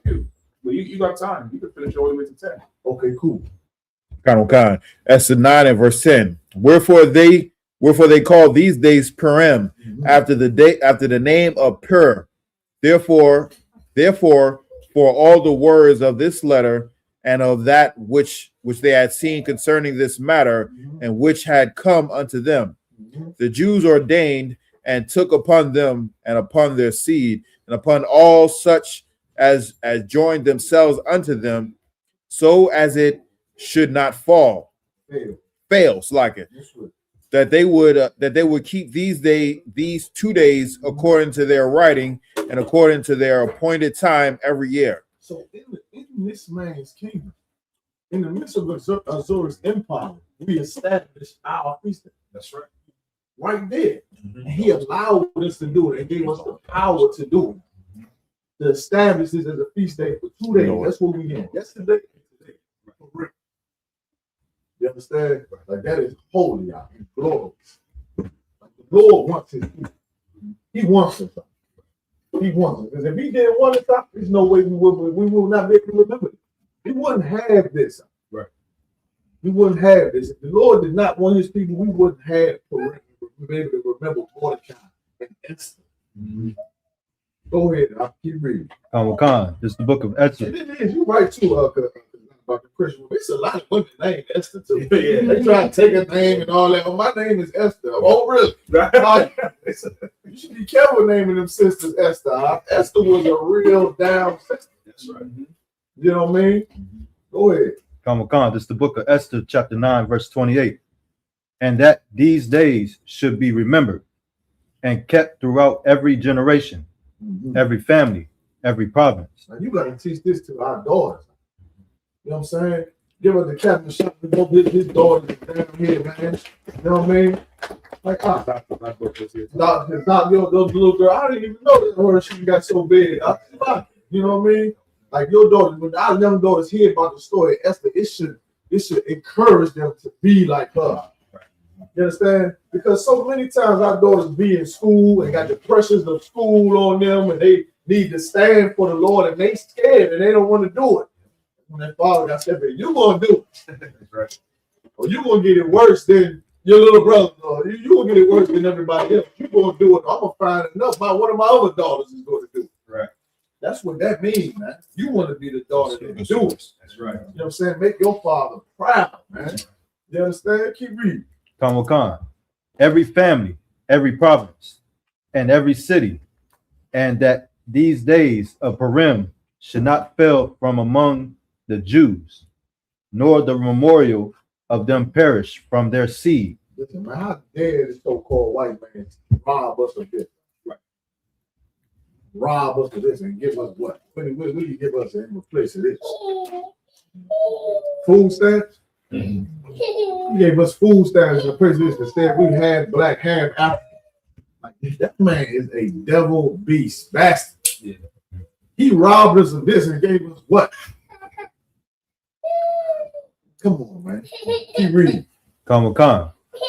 Then Esther the queen, the daughter of Abihail, and Mordecai the Jew, wrote with all authority to confirm the second letter of Purim. And if I could, just real quick, another thing that I just remember, when it says her name, I notice how a lot of times the Lord always, like when these stories come up, it always begins to mention who they from.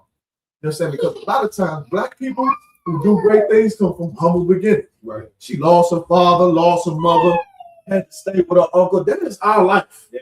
That's how you should know we the children of the Bible. How many sisters grow up? I never knew my mom. I grew up in a foster home. Right. How many brothers grew up like that? I never knew my father. Right. You understand? My mother was on drugs. Right. No, many brothers and sisters like that.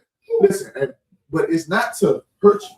Like this story, what America wanted Esther to turn into is a woman who lost her mother and father, and that selfishness and sadness and that trauma that she received in Babylon made her serve Xerxes like a white woman, right, and serve her like a Christian, like a Zach was saying.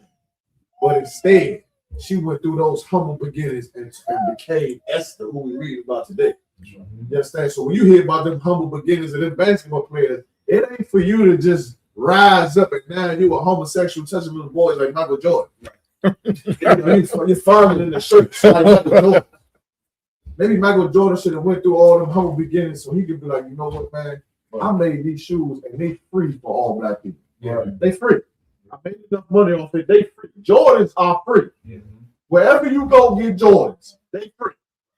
Michael Jordan would never do that because he's a selfish bastard. I've never heard Michael Jordan say anything on our behalf ever at all. Never ever. Right. Am I wrong about that? Never ever cap. I'm talking about never ever. You're 100% right. How rich and how much we admonish that bastard out. I'll be sometimes tell you personally, especially in the world, right? That I always fantasize about me just so I can kind of give him a look so we can fight. You understand what I'm saying? Yeah. It's okay. I just want that I would one day just hope to see so I can just muster the hardest look so that we can fight. You know what I'm saying? I fantasize about it. I met one and I'm waiting to see him again. Yeah. Speak to me and say nothing. I've been listening to his music as a child. I try to be like, I can't hurt my feelings. Like, that's it. I don't hurt about it.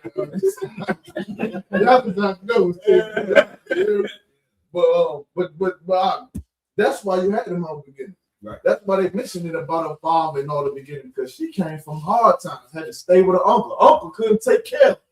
Now uncle in the palace with her. Right. But for the most important, for standing with the Lord. That's right. Not because she danced and was a stripper. You know what I'm saying? Was a stripper and all that for the king. You know what I mean? Because she did something righteous from those humble beginnings. She remembered, she honored her father and her mother, man. That's right. You understand? Keep reading. Khan. And he sent the letters unto all the Jews to the 127 provinces of the kingdom of Ahasuerus, with words of peace and truth, to confirm these days of Purim and their times appointed, according as Mordecai the Jew and Esther the queen had enjoined them, and as they had decreed for themselves and for their seed the matters of the fasting and their cry. Verse 32. And the decree of Esther confirmed these matters of Purim, and it was written in the book. Go ahead.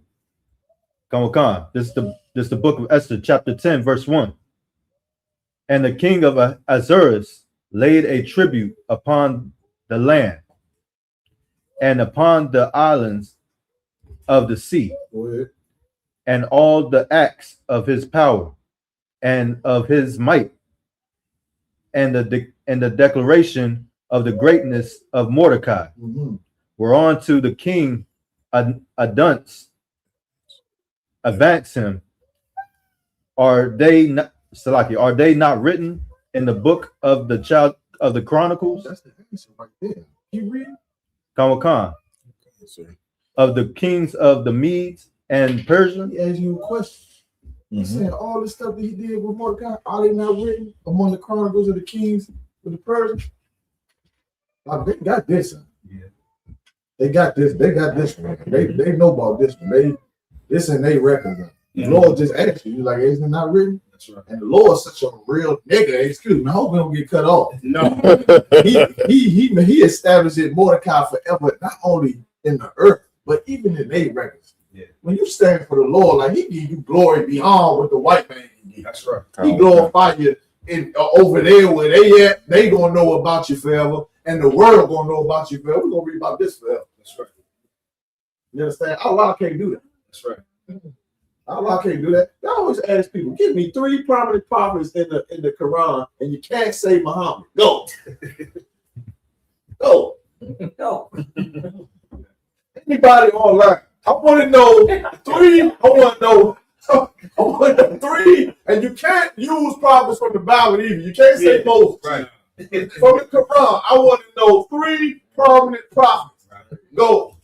Moses was a Muslim. Can't say Moses. Don't say Christ either. Don't say none of that. I want you to say 3 prominent prophets. Go. And the world. Yeah. Where in the Quran was the prophecy of these missiles dropping in Iraq? I need to know this. Because this show you that our God real. He a real nigga. Yeah. He put you on. Forever. Yeah. Allah don't do that. All that person you know Allah is Muhammad, and that's it. That's right. Who else? Who Muhammad rolled with? Muhammad ain't never had no help. Huh? It's lucky. Yeah. See, our God a real God. He real. About real, he real. Oh, you roll with me? Everybody gonna remember. That's right. He put you on. Right. Allah don't do that. You understand? They don't do that. Go ahead, brother. What you gonna say? As-salam. I think you should pop it first. Go ahead. About me, I was looking it up.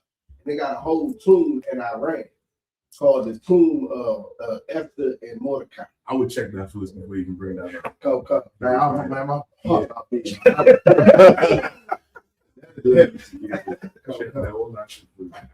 verify that because that's heavy. That's heavy. They made that movie 300 about the Xerxes out. You understand? That's all made up. Yeah.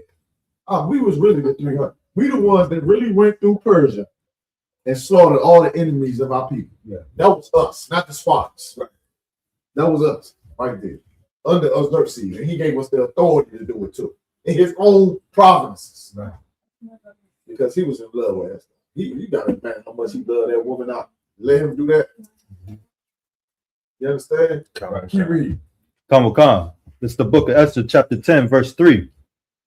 For Mordecai, the Jew, was next unto King Xerxes. Come on now. They got to have this.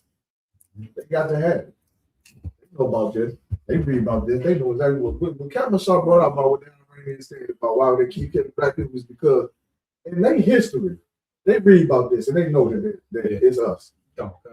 They read about this. And not even just they read it and know it's us, but how righteous, like the righteousness our people come from. Right. You understand? Like, and it's kind of like poetic in the fact that they enemies to America. Yeah. You know what I'm saying? Like they still gonna get, the Lord's still gonna deal with it. But it's kind of like poetic that they enemies to our enemies. Right. The enemy of our enemy is my friend.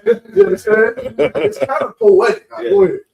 I remember maybe like 5 years ago, so pre-AI, I seen a clip of when Amalek was bombing like over there, like Iraq, well, over there on that side.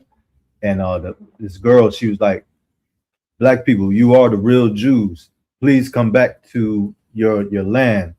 You need to read your records and figure out who you are." Right. Like she was like pleading for us to come back to the Lord or to our God and everything and figure out who we are, because they know who we are, of course, and they've got our records and everything. But it was like crazy how, you know, they was pleading for us for the help to save them. Exactly. The righteous. So heavy. Reading in the book of Esther about Purim, the Lord can put His Spirit on one of the heathens and do exactly that. Yeah. To release it and say, "Listen, Mordecai was the black people they had in America." Yep. You understand what I'm saying? Right. That he was them, and they ruled. They said he was next to Xerxes. Mm-hmm. You understand? Right. I mean, he's like in power and authority. He's right there beside. He right there beside.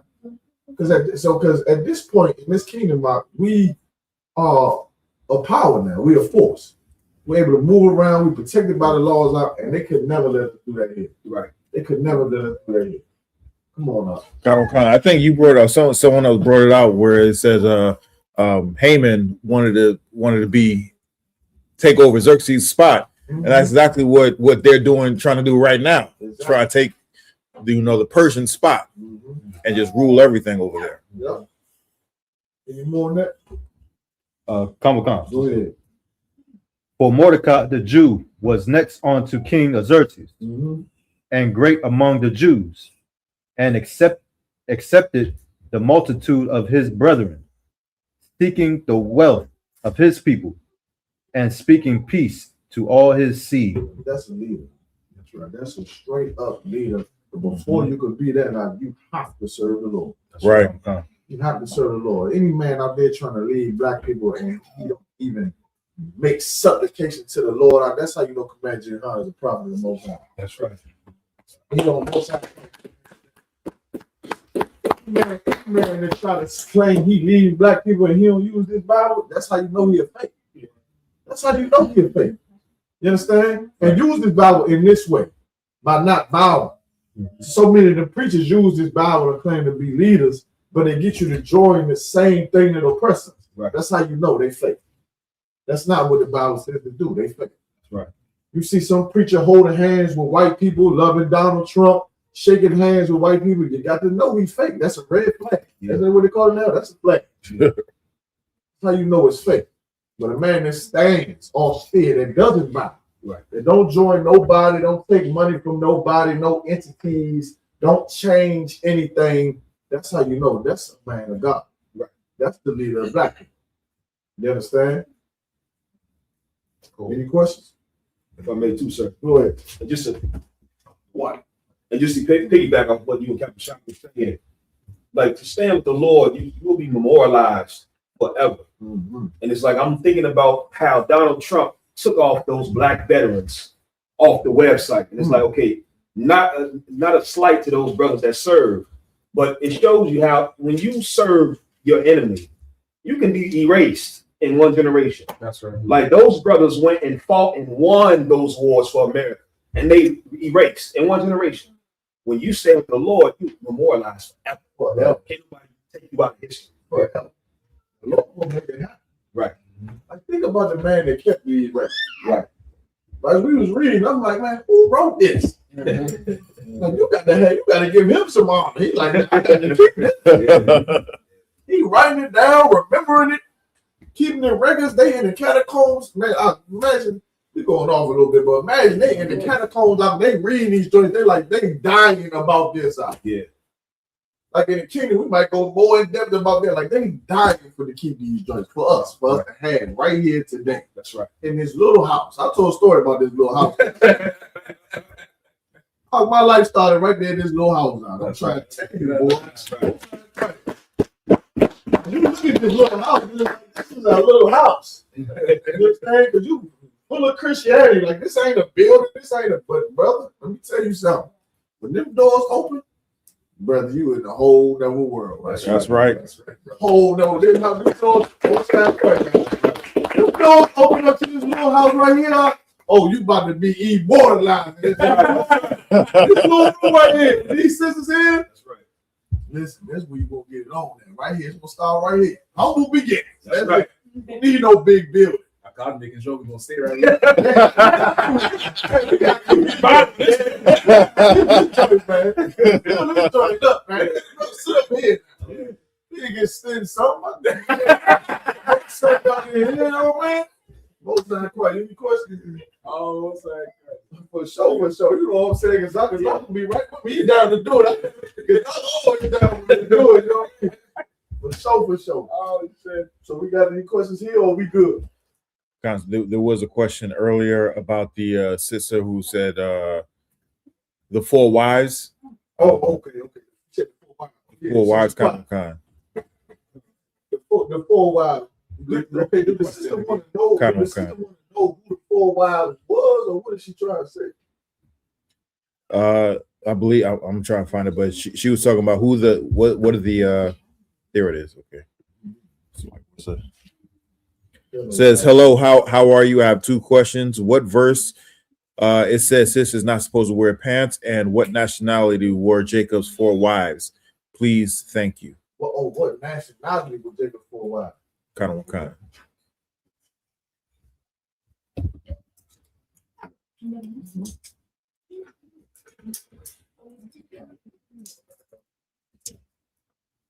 Ask the sister, does she know what nationality Jacob was first? Does she know that?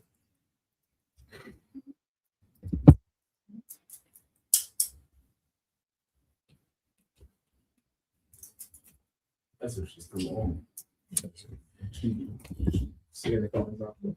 A lot, sir. And then there was another question after that. How do we know who the Jews were? Right here. Okay, that was the guy that played the guitar. Kind, sir. Okay, yeah. Tell him to just go to Genesis chapter 49. All right, in Genesis chapter 49, that's the breakdown where Israel gave the prophecy to all his sons or what would befall them in the last days. That's what it says, I believe, in Genesis 49 and what, 9? Read the whole thing. Or 8? Yeah, just read the whole thing. All right. That's what it says there. That's where you get all of the attributes and the characteristics of the 12 tribes and where they will be, what lands they will be in. All right. You probably tune into a solid history class under the I.S.U.P.K. and any one of my tomorrow. Yeah, tune in tomorrow. Tune in tomorrow, they go into it. That's it. With that, pass the class over to the preacher officer.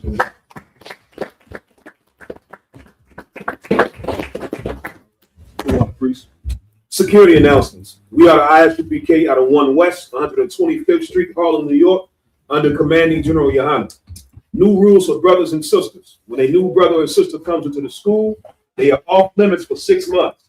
They are to be saluted only. They are here to share themselves of the word.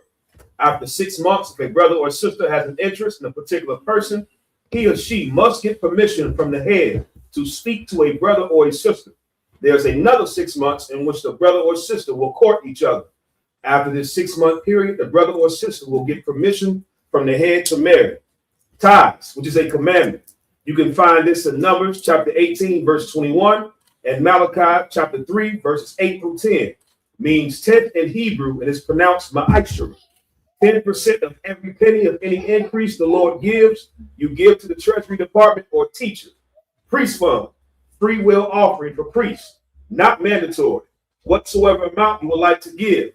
The upcoming Holy Convocation is the Lord's 57th annual Passover. You understand? April 4th, Houston, Texas. Pay your Passover fee, $200. You understand? For every adult 17 years and older, you can find this. It's the 14th day of the first month. You can find this in Exodus chapter 12, verses 1 through 51. Leviticus chapter 23, verses 4 through 5. 1 Corinthians chapter 5, verses 7 through 8. And 2 Chronicles chapter 30, verse 17. Remind Akim and what's like, you want to add anything on that, Captain? Salam. Come, Shock Slide. You want to add anything? No, so I ain't know where yet. Yeah, no sweat that. Go ahead. Come. Remind Akim and Akwakin to check on social media such as ISUPK.com, Facebook, Twitter, YouTube, and so on for ISUPK events and materials. If a brother wants to be a trooper in the school, he is to start wearing all black, which includes black boots, black shirts, black pants, black headband or scarf. And with that, I say I.S.U.P.K, which means to stand. Sisters, you may remain seated. Men of Israel, we're going to give one courtesy salute to the teacher. Men of Israel, I.S.U.P.K. I.S.U.P.K. Yahanna, Sar, which means the turn. Sisters, you may stand. Men of Israel, we're going to give one courtesy salute to the sisters. Men of Israel, I.S.U.P.K. Barak. Yahanna,